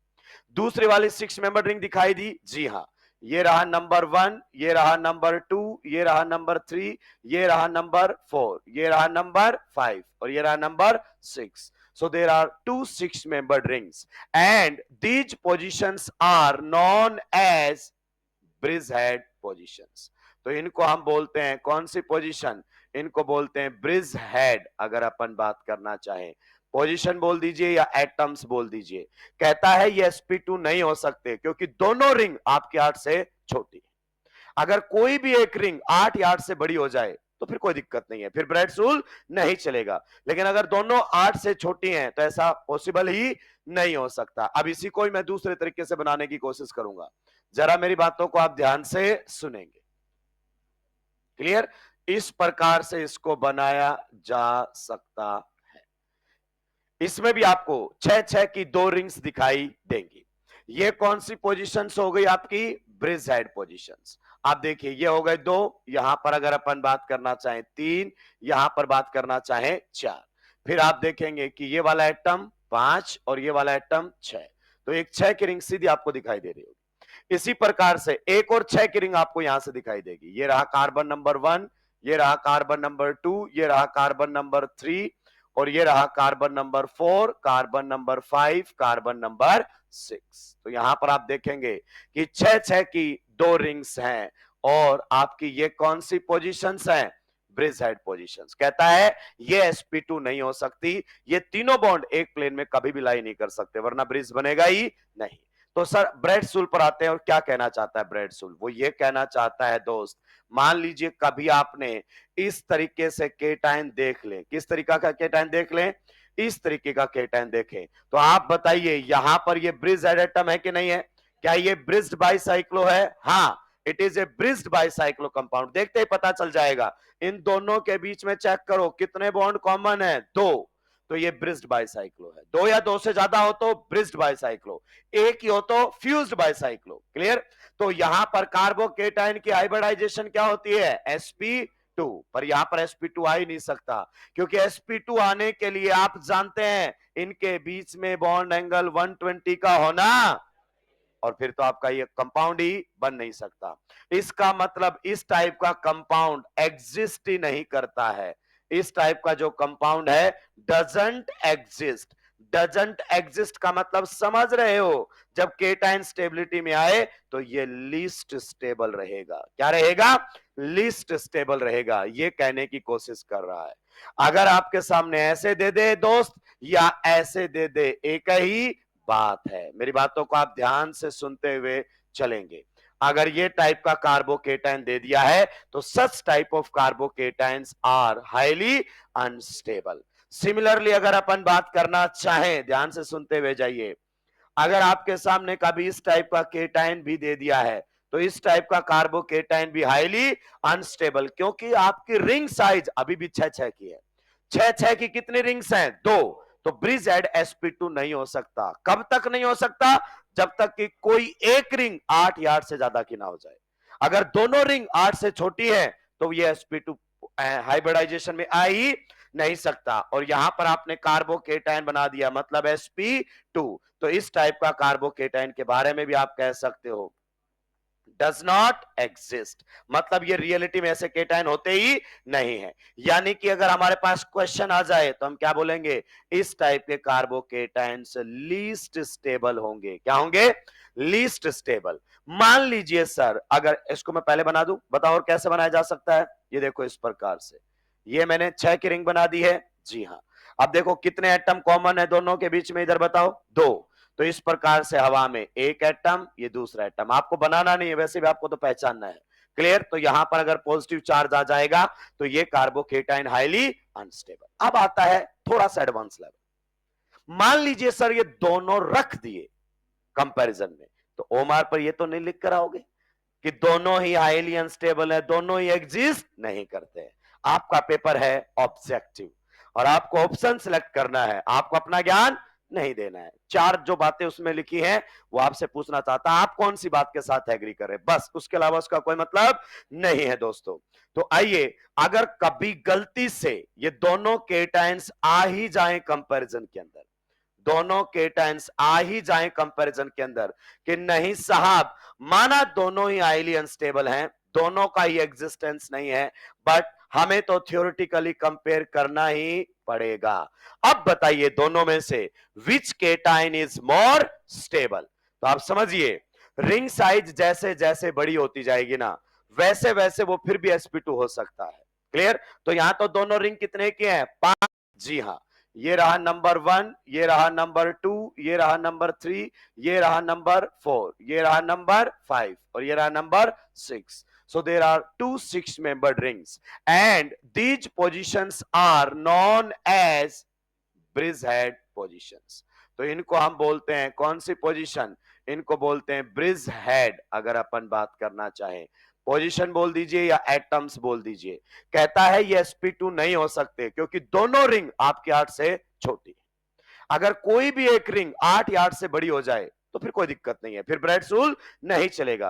लेकिन अगर दोनों 8 से छोटी हैं तो ऐसा पॉसिबल ही नहीं हो सकता। अब इसी को ही मैं दूसरे तरीके से बनाने की कोशिश करूंगा, जरा मेरी बातों को आप ध्यान से सुनेंगे।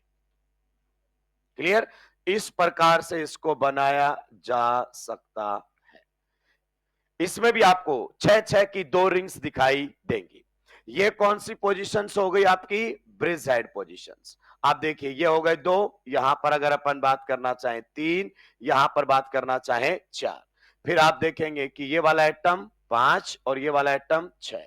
तो एक 6 की रिंग सीधी आपको दिखाई दे रही होगी। इसी प्रकार से एक और 6 की रिंग आपको यहां से दिखाई देगी। ये रहा कार्बन नंबर 1, ये रहा कार्बन नंबर 2, ये रहा कार्बन नंबर 3 और ये रहा carbon number 4, carbon number 5, carbon number 6। तो यहां पर आप देखेंगे कि 6-6 की 2 रिंग्स हैं और आपकी ये कौन सी पोजीशंस हैं?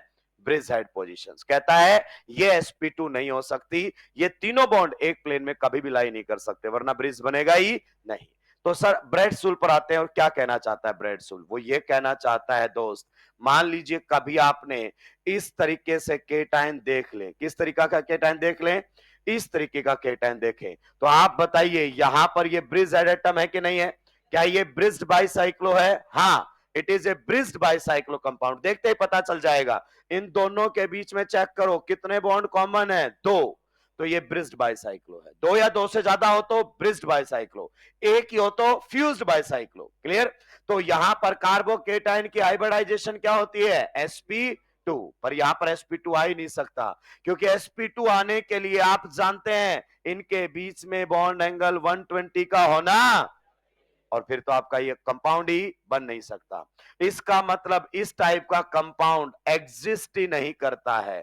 इस टाइप का जो कंपाउंड है डजंट एग्जिस्ट। डजंट एग्जिस्ट का मतलब समझ रहे हो? जब केटाइन स्टेबिलिटी में आए तो ये लीस्ट स्टेबल रहेगा। क्या रहेगा? लीस्ट स्टेबल रहेगा, ये कहने की कोशिश कर रहा है। अगर आपके सामने ऐसे दे दे दोस्त या ऐसे दे दे, एक ही बात है। मेरी बातों को आप ध्यान से सुनते हुए चलेंगे। अगर ये टाइप का कार्बोकेटाइन दे दिया है तो such type of carbocations are highly unstable. Similarly अगर अपन बात करना चाहें, ध्यान से सुनते हुए जाइए, अगर आपके सामने कभी इस टाइप का केटाइन भी दे दिया है तो इस टाइप का कार्बोकेटाइन भी हाईली अनस्टेबल, क्योंकि आपकी रिंग साइज अभी भी 6-6 की है। 6-6 की कितनी रिंग्स हैं? 2। तो ब्रिज एड sp2 नहीं हो सकता। कब तक नहीं हो सकता? जब तक कि कोई एक रिंग 8 यार्ड से ज्यादा की ना हो जाए। अगर दोनों रिंग 8 से छोटी है तो ये sp2 हाइब्रिडाइजेशन में आ ही नहीं सकता। और यहां पर आपने कार्बोकेटाइन बना दिया, मतलब sp2। तो इस टाइप का कार्बोकेटाइन के बारे में भी आप कह सकते हो डज नॉट एग्जिस्ट, मतलब ये रियलिटी में ऐसे केटाइन होते ही नहीं है। यानी कि अगर हमारे पास क्वेश्चन आ जाए तो हम क्या बोलेंगे? इस टाइप के कार्बोकेटाइन्स लीस्ट स्टेबल होंगे। क्या होंगे? Least stable. मान लीजिए सर, अगर इसको मैं पहले बना दूं, बताओ और कैसे बनाया जा सकता है? ये देखो इस प्रकार से, ये मैंने 6 की रिंग बना दी है। जी हाँ। अब देखो कितने एटम कॉमन है दोनों के बीच में, इधर बताओ 2। तो इस प्रकार से हवा में एक एटम, ये दूसरा एटम, आपको बनाना नहीं है, वैसे भी आपको तो पहचानना है। क्लियर? तो यहां पर अगर पॉजिटिव चार्ज आ जाएगा तो ये कार्बोकेटाइन हाईली अनस्टेबल। अब आता है थोड़ा सा एडवांस लेवल। मान लीजिए सर ये दोनों रख दिए कंपैरिजन में, तो ओमार पर ये तो नहीं लिख कर आओगे कि दोनों ही हाईली अनस्टेबल है, दोनों ही एग्जिस्ट नहीं करते हैं। आपका पेपर है ऑब्जेक्टिव और आपको ऑप्शन सिलेक्ट करना है, आपको अपना ज्ञान नहीं देना है। 4 जो बातें उसमें लिखी हैं वो आपसे पूछना चाहता है आप कौन सी बात के साथ एग्री कर रहे हैं, बस उसके अलावा उसका कोई मतलब नहीं है दोस्तों। तो आइए, अगर कभी गलती से ये दोनों केटाइंस आ ही जाए कंपैरिजन के अंदर, दोनों केटाइंस आ ही जाए कंपैरिजन के अंदर कि नहीं साहब, माना दोनों ही हाईली अनस्टेबल हैं, दोनों का ही एग्जिस्टेंस नहीं है, बट हमें तो थ्योरेटिकली कंपेयर करना ही पड़ेगा। अब बताइए दोनों में से विच केटाइन इज मोर स्टेबल? तो आप समझिए, रिंग साइज जैसे जैसे बड़ी होती जाएगी ना, वैसे वैसे वो फिर भी sp2 हो सकता है। क्लियर? तो यहां तो दोनों रिंग कितने की हैं? 5-5 की, और यहां पर दोनों रिंग कितने की? 6-6 की। अगर फिर भी आप मुझसे रिलेटिव कंपैरिजन करवाओ तो इसके तो फिर भी कुछ चांसेस हो सकते हैं, इसके तो चांसेस बहुत ही कम है। यानी कि रिंग साइज जितनी बड़ी होगी तो sp2 आने की प्रोबेबिलिटी आपके सामने बन सकती है। तो अगर इनकी रिलेटिव स्टेबिलिटी मुझसे पूछ ली जाए कि अब एक तो सिलेक्ट करना ही पड़ेगा, तो ये रिलेटिव स्टेबिलिटी दूंगा। हालांकि अगर एक ही आता है किसी ऑप्शन में तो मैं इनको उठा के सबसे पीछे फेंक दूंगा, इसको भी उठा के सबसे पीछे फेंक दूंगा। क्या ये पॉइंट आपको क्लियर हुआ? चलिए, अभी अपना बात बाकी है। क्या आप ब्रेड्स रूल को ऑलरेडी पढ़ चुके हो? मैं कह रहा हूं हाँ, बस मैंने आपको नाम नहीं बताया था कि ये ब्रेड्स रूल है। क्या बात कर रहे हो सर? जी हाँ, मैं आपको ऑलरेडी बता चुका हूं। जैसे अगर मैं आपके सामने ये कंपाउंड बनाने के लिए जाऊं तो अभी आपको पता चला है कि ब्रेड्स रूल की वजह से ये आपका एग्जिस्ट नहीं करेगा। आप बोलोगे ये एग्जिस्ट नहीं करेगा, क्यों? क्योंकि कार्बन कैसा आ गया? sp2। क्लियर? तो आप सीधा ही कह दोगे कि सर ये कैसी बातें कर रहे हो, इस पर तो लिखिए डजंट एग्जिस्ट। क्या लिखिए? Doesn't exist. हाँ या ना? चलिए, अब आपको मैं बताता हूं क्यों एग्जिस्ट नहीं करता। आप बताइए, यहां पर अगर अपन गौर से देखना चाहें तो कितने कितने की 2 रिंग है? 5-5 की। और जरा इस डबल बॉन्ड पर फोकस कीजिए, इस डबल बॉन्ड पर फोकस कीजिए और बताइए इसके कॉन्फ़िगरेशन के बारे में आपके क्या ख्यालात हैं। इस डबल बॉन्ड को देखो जरा, बताओ it is having cis configuration और it is having trans configuration. Trans, और ट्रांस में तो आई जब तक कि रिंग 8 या 8 से बड़ी ना हो जाए। तो ये ब्रेड्स रूल ही चल रहा था। तो इस टाइप के मॉलिक्यूल्स का एग्जिस्टेंस नहीं है। लेकिन अगर दोस्त ध्यान से सुन ले, लेकिन अगर अपन बात करना चाहें, मान लीजिए हमारे सामने कुछ इस प्रकार से कंपाउंड आ जाता है, ये कंपाउंड हमारे सामने है, और अगर अपन बात करें यहां पर हमने क्या बना दिया है, डबल बॉन्ड। बताइए इस टाइप के कंपाउंड का एग्जिस्टेंस होगा या फिर नहीं होगा? इस तरीके के कंपाउंड का एग्जिस्टेंस होगा या नहीं होगा? होगा। तो आप क्या पढ़ते हैं? आप केवल ये पढ़ते हैं क्या कि आपका ब्रिज हेड एटम sp2 नहीं हो सकता, आधा पढ़ते हैं। अगर कोई भी रिंग 8 से 8 से ज्यादा की हो जाएगी तो एग्जिस्ट करेगा, कहीं कोई दिक्कत नहीं है। और आप यहां पर बहुत ही आसानी से देख सकते हैं। जैसे अगर अपन देखें, एक ये रहेगा, 2 3 4 5 6 7 8 और 9, 9 की रिंग है, बिल्कुल ट्रांस में आ सकती है, कहीं कोई दिक्कत नहीं है। तो ये वाले कंपाउंड्स आपके क्या करते हैं, एग्जिस्ट करते हैं। क्या ये पॉइंट क्लियर हुआ? तो कब एग्जिस्ट नहीं करता है? जब ब्रिज्ड बाइसाइक्लो में दोनों रिंग 8 से छोटी हो। अगर एक भी रिंग 8 या 8 से बड़ी आ गई तो फिर ब्रेड्स रूल एप्लीकेबल नहीं है। रूल का मतलब समझ रहे हो ना? एक्सप्लेनेशन नहीं दी जा रही है, समझा रहा है आपको कि ये रिजल्ट है, ध्यान रखना पड़ेगा हमको। ठीक है? क्या आपको ब्रिज हेड एटम पर पॉजिटिव चार्ज से दिक्कत है? नहीं, मैंने तो ऐसा बोला ही नहीं है। अगर आप सोच बैठे हैं तो दोस्त वो आपकी गलती है, मैं उसमें कुछ भी नहीं कर सकता। आप बताइए क्या ये मॉलिक्यूल एग्जिस्ट करेगा कि नहीं करेगा? क्या ये एग्जिस्ट करेगा कि नहीं करेगा? नहीं करने वालों की गर्दन तोड़ दूंगा मैं। हाइब्रिडाइजेशन बताओ नाइट्रोजन की, sp3। तो हमें sp3 से कोई दिक्कत नहीं है, बिल्कुल ये मॉलिक्यूल आपका जो है एग्जिस्ट करता है, कहीं कोई दिक्कत नहीं आने वाली है। तो अपने दिमाग में ये मत सोचो ब्रिज हेड पर पॉजिटिव नहीं आ सकता या ब्रिज हेड पर रेडिकल नहीं आ सकता। रेडिकल की तो बात भी मत करना, क्योंकि radical variable oxidation state show कर लेता है। CH3 रेडिकल आपका sp2 है कार्बन, और CF3 रेडिकल में कार्बन sp3 है। तो रेडिकल पर तो बात भी मत करना, औकात से बाहर निकल जाएगा। बहुत सारे लोग ऐसे लिखते हैं ब्रिज एटम पर केटाइन और रेडिकल नहीं बन सकता, वो अलग लेवल पर है, उनका मुकाबला नहीं किया जा सकता है, क्योंकि वो सब्जेक्ट से कोसों दूरी बना चुके हैं। नोट करेंगे, आगे बढ़ूंगा। 3 है, तो रेडिकल पर तो बात भी मत करना, औकात से बाहर निकल जाएगा। बहुत सारे लोग ऐसे लिखते हैं ब्रिज एटम पर केटाइन और रेडिकल नहीं बन सकता, वो अलग लेवल पर है, उनका मुकाबला नहीं किया जा सकता है, क्योंकि वो सब्जेक्ट से कोसों दूरी बना चुके हैं। नोट करेंगे, आगे बढ़ूंगा। वालों की गर्दन तोड़ दूंगा मैं। हाइब्रिडाइजेशन बताओ नाइट्रोजन की, sp3। तो हमें sp3 से कोई दिक्कत नहीं है, बिल्कुल ये मॉलिक्यूल आपका जो है एग्जिस्ट करता है, कहीं कोई दिक्कत नहीं आने वाली है। तो अपने दिमाग में ये मत सोचो ब्रिज हेड पर पॉजिटिव नहीं आ सकता या ब्रिज हेड पर रेडिकल नहीं आ सकता। रेडिकल की तो बात भी मत करना, क्योंकि radical variable oxidation state show कर लेता है। CH3 रेडिकल आपका sp2 है कार्बन, और CF3 रेडिकल में कार्बन sp3 है। तो रेडिकल पर तो बात भी मत करना, औकात से बाहर निकल जाएगा। बहुत सारे लोग ऐसे लिखते हैं ब्रिज एटम पर केटाइन और रेडिकल नहीं बन सकता, वो अलग लेवल पर है, उनका मुकाबला नहीं किया जा सकता है, क्योंकि वो सब्जेक्ट से कोसों दूरी बना चुके हैं। नोट करेंगे, आगे बढ़ूंगा।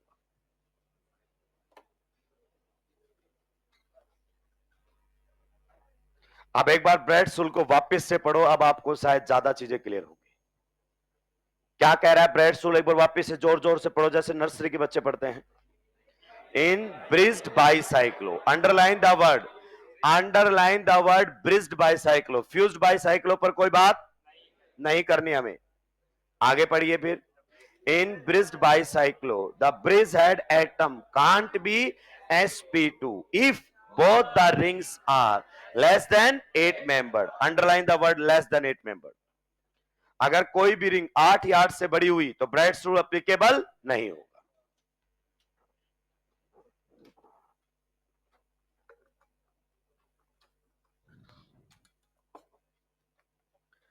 जल्दी जल्दी सुलटा देंगे भाई लोग।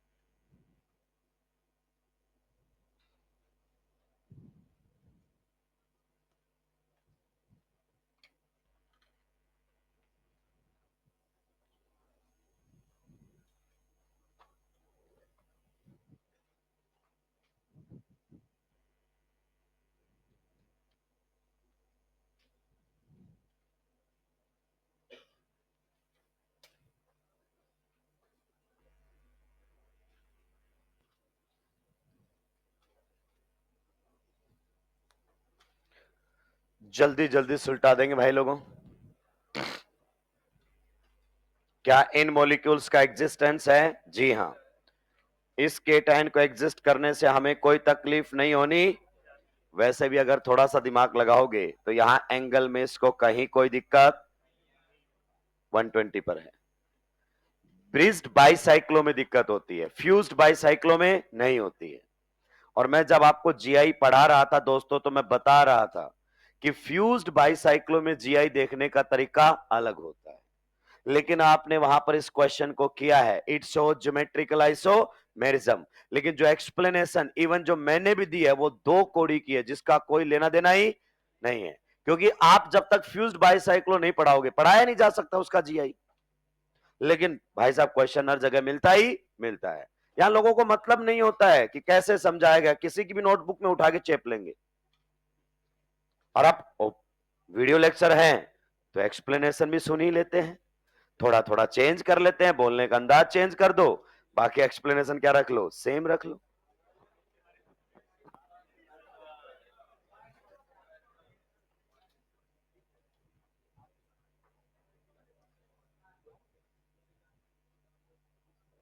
सुलटा दिया है क्या?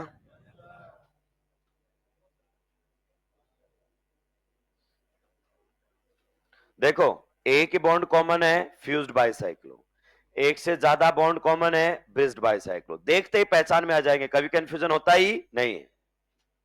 पहली बार इंट्रोड्यूस किया गया था इसको नीट 2016 में, इस कॉन्सेप्ट को।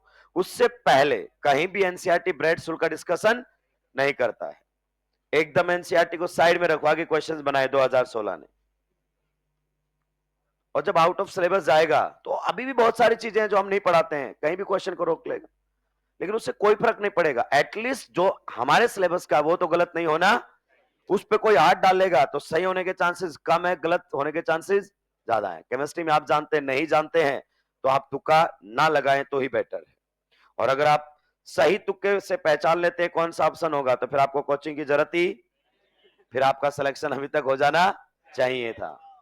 बिल्कुल वैसे जो यूट्यूब पर लेक्चर्स आएंगे ना बाद में, सही तुक्का कैसे लगाएं, तो बता क्यों रहे हो? आप खुद बैठ के तुक्का लगा के देख लो।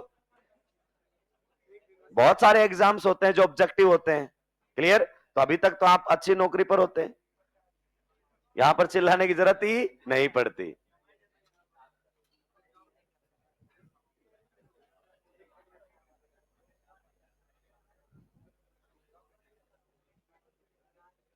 अगर वो स्टेबिलिटी कंपैरिजन पर आ ही जाए कि नहीं, अब तो आप बता ही दीजिए।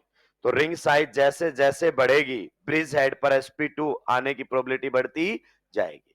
इसका मेन रीजन होता है एंगल स्ट्रेन, फिर से क्योंकि 120 पर बॉन्ड्स को जाना पड़ेगा।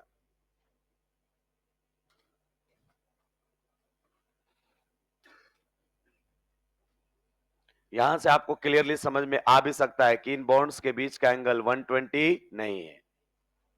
क्लियर? जिसकी वजह से एंगल स्ट्रेन यहां पर डेवलप हो जाएगा।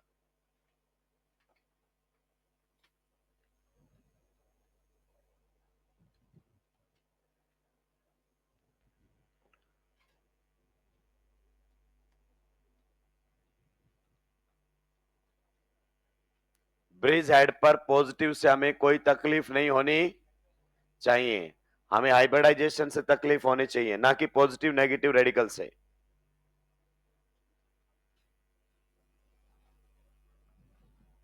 कार्बोकेटाइन के केस में कार्बन sp2 होता है, लेकिन नाइट्रोजन पॉजिटिव चार्ज के साथ sp3 रह सकता है, उसको कोई दिक्कत नहीं है। तो sp3 आता है, आने दीजिए। sp2 आता है तो तकलीफ है अगर दोनों रिंग 8 से छोटी हैं। अगर कोई भी रिंग 8 या 8 से बड़ी हो गई है तो फिर आपको कोई तकलीफ नहीं होनी चाहिए।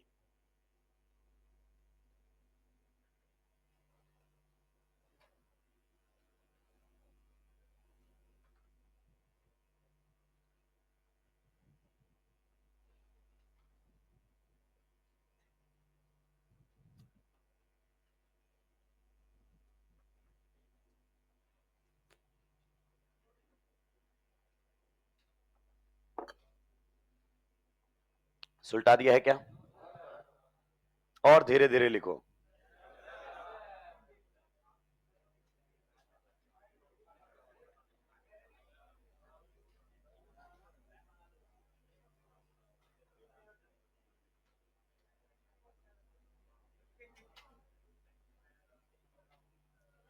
नया साल हर साल ही आता है।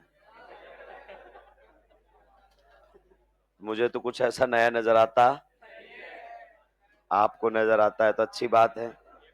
कुछ लोग आएंगे, क्लासेज में स्ट्रेंथ बढ़ेगी 1 तारीख से। आप सोचिए, लोग 1 तारीख से इंतजार कर रहे हैं कि हम 1 तारीख से पढ़ेंगे। समझ रहे हो आप? किसको? आग तो तुमने अभी भी लगा रखी है। ऐसा नहीं कि तुमने आग नहीं लगा रखी, हो सकता है माँ बाप के पैसों को लगा रखी हो।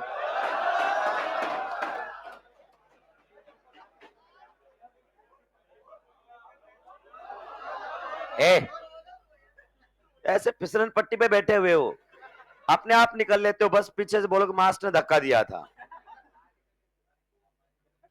क्या हम आगे बढ़ सकते हैं? तो क्या हमें ब्रिज हेड पर पॉजिटिव चार्ज से दिक्कत है? नहीं। हमें ब्रिज हेड पर पॉजिटिव नेगेटिव रेडिकल से दिक्कत नहीं है।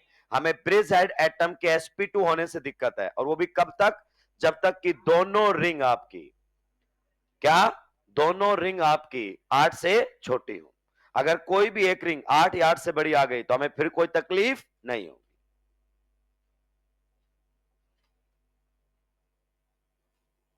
सुलटा दिया है क्या? चलिए भाई, जल्दी जल्दी सुलटाएंगे। अब हम कार्बोकेटाइंस की बातें करेंगे इन जनरल। किसकी बातें करेंगे? कार्बोकेटाइंस की, कि कुछ ऐसे टेक्निक हम देखें जिससे बहुत आसानी से हम स्टेबिलिटी कंपैरिजन कर सके।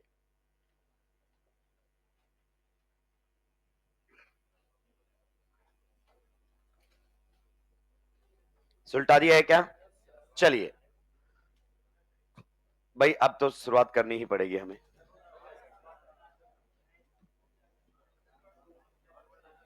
चलिए, can we move to the next slide? अब ध्यान देंगे भाई, अब मैं आपको एक जनरल पैटर्न लिखवाने वाला हूं कार्बोकेटाइन स्टेबिलिटी का।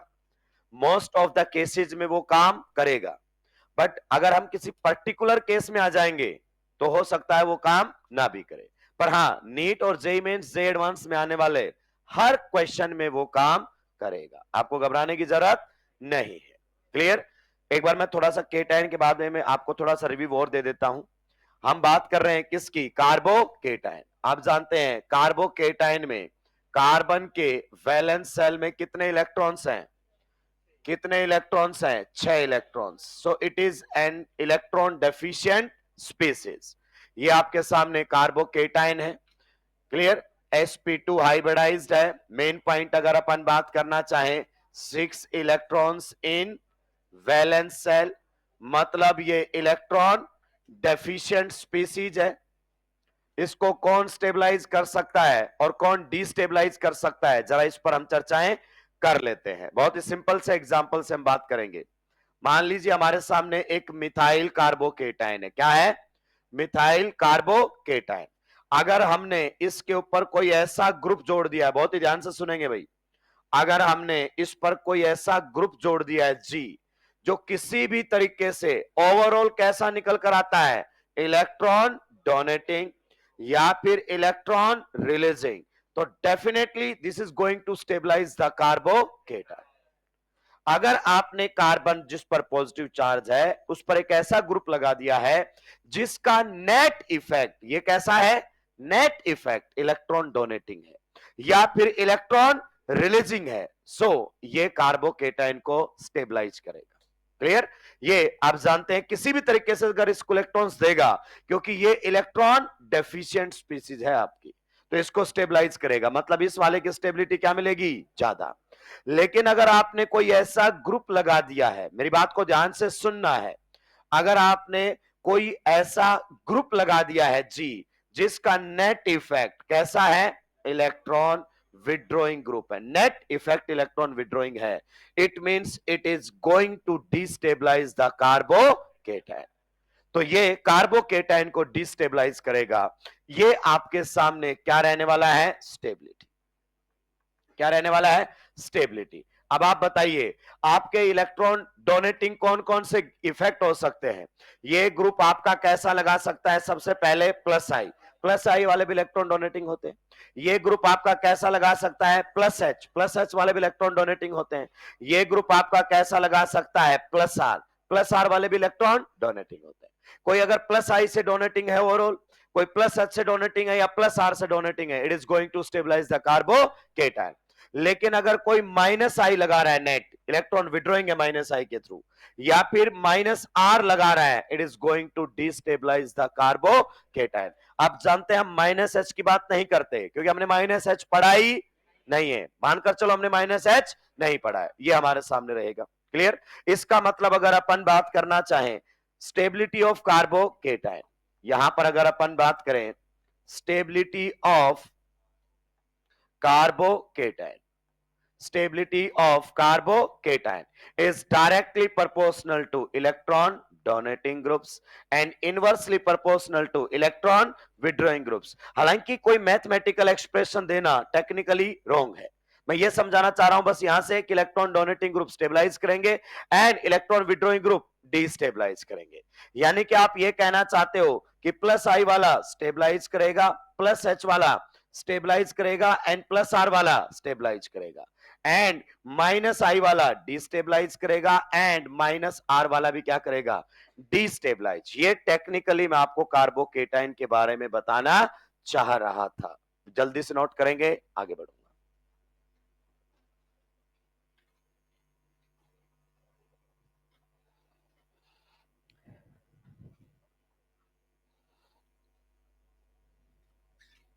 कार्बोकेटाइन आपका इलेक्ट्रॉन डेफिशिएंट स्पीसीज है।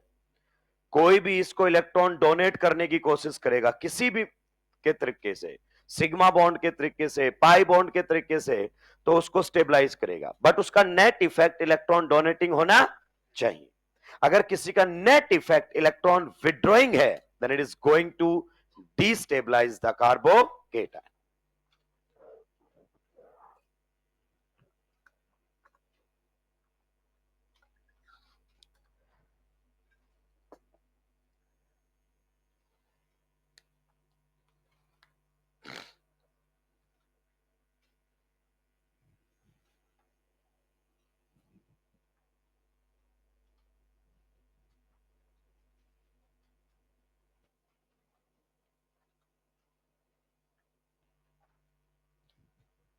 सुलटा दिया है।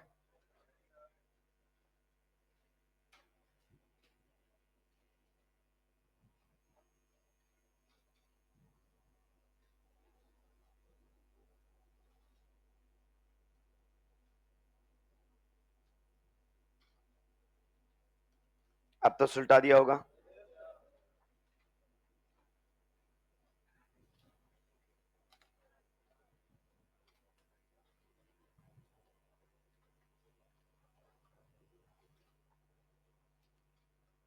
एक पॉइंट और लिख दीजिए इसमें, any factor which tends to delocalize the positive charge, any factor which tends to delocalize the positive charge, कहता है कैसे भी अगर पॉजिटिव चार्ज क्या हो रहा है, डिलोकलाइज हो रहा है। any factor which tends to delocalize the positive charge must increase the stability of carbocation, must increase the stability of carbocation। any factor which tends to delocalize the positive charge must increase the stability of carbocation, must increase the stability of carbocation। कहता है किसी भी factor से अगर आपका charge delocalise हो रहा है तो डेफिनेटली वहां पर उस डिलोकलाइजेशन से तो उसकी स्टेबिलिटी बढ़ेगी, ये कहना चाह रहे हैं। ठीक है, चलिए अब मैं आपको एक जनरल ट्रेंड देने वाला हूं जिससे आपके नीट, जे मेंस और जे एडवांस के सारे क्वेश्चंस बनेंगे, एक्सेप्ट कोई होममेड क्वेश्चन अगर आपके पास है तो। क्लियर?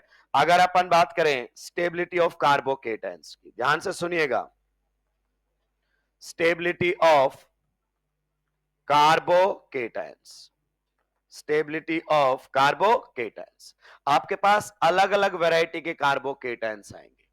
सबसे पहले स्टेबिलिटी पर हमें उनको रखना है जो एरोमेटिक होते हैं। क्या होते हैं? एरोमेटिक। अगर अपन बात करना चाहें कार्बोकेटाइन, एरोमेटिक कार्बोकेटाइन का मतलब समझते हो? जिस एटम पर पॉजिटिव चार्ज है ना, उसका पी एरोमेटिसिटी में होना चाहिए। जैसा कि आपने पढ़ा भी है, ये वाला जो आपका कार्बोकेटायन होता है साइक्लोप्रोपिनाइल केटायन, इसमें ये पी एरोमेटिसिटी में आता है। अगर अपन बात करना चाहें आपका ट्रोपिलियम आयन, ये one of the most stable carbocation की कैटेगरी के अंदर आते हैं दोस्तों। हाईली स्टेबल कार्बोकेटायन है। जब भी स्टेबिलिटी कंपैरिजन में आपको दिखाई दे जाए, इनको सबसे आगे लेकर आ जाना है। मोस्ट स्टेबल कार्बोकेटायन आपके सामने होते हैं। दूसरे नंबर पर अगर अपन बात करना चाहें तो हमारे सामने आएंगे back bonding stabilised. Back bonding, back bonding यानी कि रेजोनेंस का ही टाइप है। आपके कार्बोकेटायन के बाजू में कोई ऐसा एटम आ जाए जिसके पास क्या है, लोन पेयर, तो कमाल की स्टेबिलिटी उसको प्रोवाइड करता है ये वाला कार्बोकेटायन। स्टेबिलिटी में दूसरे नंबर पर बस हैलोजन नहीं होना चाहिए, क्योंकि हैलोजन का केस अलग होता है। यहां पर एटम या तो ऑक्सीजन मिलेगा या फिर कौन मिलेगा, नाइट्रोजन। लिख लो, ऑक्सीजन और नाइट्रोजन के अलावा कोई नहीं होगा। तो यहां पर आपको यहां बैक बॉन्डिंग देखने को मिलेगा, और इसकी स्टेबिलिटी का कारण होता है क्योंकि यहां पर ऑक्टेट क्या हो जाता है, कंप्लीट हो जाता है। क्लियर? ये आपके सामने कार्बोकेटायन की स्टेबिलिटी की कहानी चलेगी। मान लीजिए अगर आपके सामने नाइट्रोजन भी आ जाता है तो सिमिलरली नाइट्रोजन भी ये काम कर सकता है। यहां पर आपको पॉजिटिव चार्ज और इस पर क्या है, लॉन पेयर। तो कार्बोकेटायन के बाजू में नाइट्रोजन आ जाए या ऑक्सीजन आ जाए तो इस टाइप के कार्बोकेटायंस भी दोस्त कमाल के स्टेबल हो जाते हैं, क्योंकि बैक बॉन्डिंग के थ्रू आपका ऑक्टेट कंप्लीट हो जाता है। आप इसको बैक बॉन्डिंग बोल दो, रेजोनेंस बोल दो, एक ही बात है। नेक्स्ट अगर अपन बात करना चाहें तो हमारे सामने थर्ड नंबर पर आता है स्टेबिलिटी के अंदर रेजोनेंस स्टेबलाइज्ड। रेजोनेंस अगर अपन बात करना चाहें स्टेबलाइज्ड, आप बोलोगे सर ऊपर वाला भी तो रेजोनेंस है, बिल्कुल सही बात है, लेकिन हमने रेजोनेंस को भी डिवाइड कर लिया है, एरोमेटिसिटी, बैक बॉन्डिंग और नॉर्मल। नॉर्मल का मतलब जैसे आपके सामने इस टाइप के कार्बोकेटायंस आ जाएं, ये एक पाई बॉन्ड के साथ रेजोनेंस में है, ये आपका 2 पाई बॉन्ड के साथ रेजोनेंस में है, ये आपका 3 पाई बॉन्ड के साथ रेजोनेंस में है। तो अगर इस टाइप के केटायंस आपके सामने आ जाते हैं तो आप जानते हैं कि इस वाले से ज्यादा स्टेबिलिटी इसकी होगी, इस वाले से ज्यादा स्टेबिलिटी उसकी होगी। क्लियर? जिसमें नॉर्मल रेजोनेंस हो रहा होगा, नो रोल ऑफ एरोमेटिसिटी होगा, नो रोल ऑफ अगर अपन बात करना चाहें back bonding, clear, normal delocalization हो रहा होगा, तो वहां पर आपके वो केटायंस तीसरे नंबर पर आते हैं। फिर अगर अपन बात करना चाहें तो फोर्थ नंबर पर हमारे सामने आते हैं हाइपर कॉन्जुकेशन वाले। कौन से आते हैं, हाइपर कॉन्जुकेशन। फोर्थ नंबर पर हमारे सामने आते हैं हाइपर कॉन्जुकेशन वाले कार्बोकेटायंस। जैसे अगर अपन बात करना चाहें, हमारे पास एक कार्बोकेटायन दिया हुआ है, कैसा, इथाइल कार्बोकेटायन। एक हमारे सामने दिया हुआ है कैसा, आइसोप्रोपाइल कार्बोकेटायन। और एक आपके सामने दिया हुआ है कैसा, टर्सरी ब्यूटाइल कार्बोकेटायन। दोस्तों मैंने आपको कहा है कि पर्टिकुलर केसेस में ये ट्रेंड चेंज हो सकता है, पर्टिकुलर केसेस के अंदर, पर ये ट्रेंड आपको जो दिया जा रहा है वो इन जर्नल है। जैसे मैं खुद पढ़ाऊंगा कि आपके एलाइल कार्बोकेटायन का स्टेबिलिटी में आपका टर्सरी ब्यूटाइल कार्बोकेटायन पापा निकलेगा, तो ट्रेंड पर्टिकुलर केसेस में चेंज हो जाएगा, पर आपको जो भी बातें कही जाती है वो इन जर्नल कही जाती है, किसी में भी रेजोनेंस नहीं है। तो अब हाइपर कॉन्जुकेशन से डीलोकलाइजेशन देखो, 3 CH बॉन्ड का, 6 CH बॉन्ड का, और अगर अपन बात करना चाहें 9 CH बॉन्ड का। नेक्स्ट और लास्ट में अगर अपन बात करना चाहें तो हमारे पास ऐसे कार्बोकेटायंस आएंगे जिनमें डबल या ट्रिपल बॉन्ड पर पॉजिटिव चार्ज होगा, डबल या ट्रिपल बॉन्ड के ऊपर पॉजिटिव चार्ज आपको दिखाई देगा। जैसे अगर अपन बात करना चाहें, हमारे पास ये वाला कार्बोकेटायन है, मैं अभी इसका ऑर्डर लिखकर जा रहा हूं, मैं इसको समझाऊंगा अगली क्लास में, परेशान होने की जरूरत नहीं है।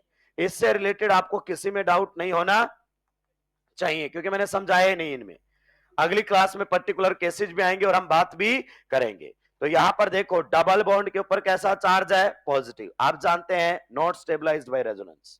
यहां पर भी डबल बॉन्ड के ऊपर कैसा चार्ज है, positive, not stabilized by resonance. यहां पर भी पॉजिटिव चार्ज है, नॉट स्टेबलाइज्ड बाई रेजोनेंस। तो ये हाईली अनस्टेबल केटायंस होते हैं। इनफैक्ट ये किसी केमिकल रिएक्शन में इंटरमीडिएट बनना भी पसंद नहीं करते, हाईली अनस्टेबल होते हैं ये।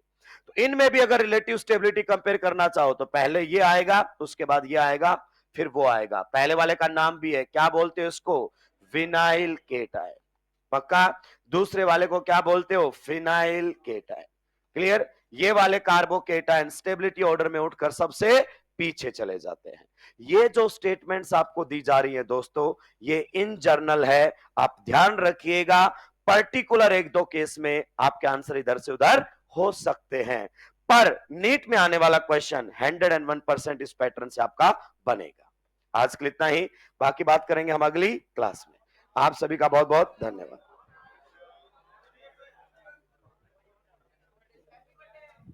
राक्षस। Good morning.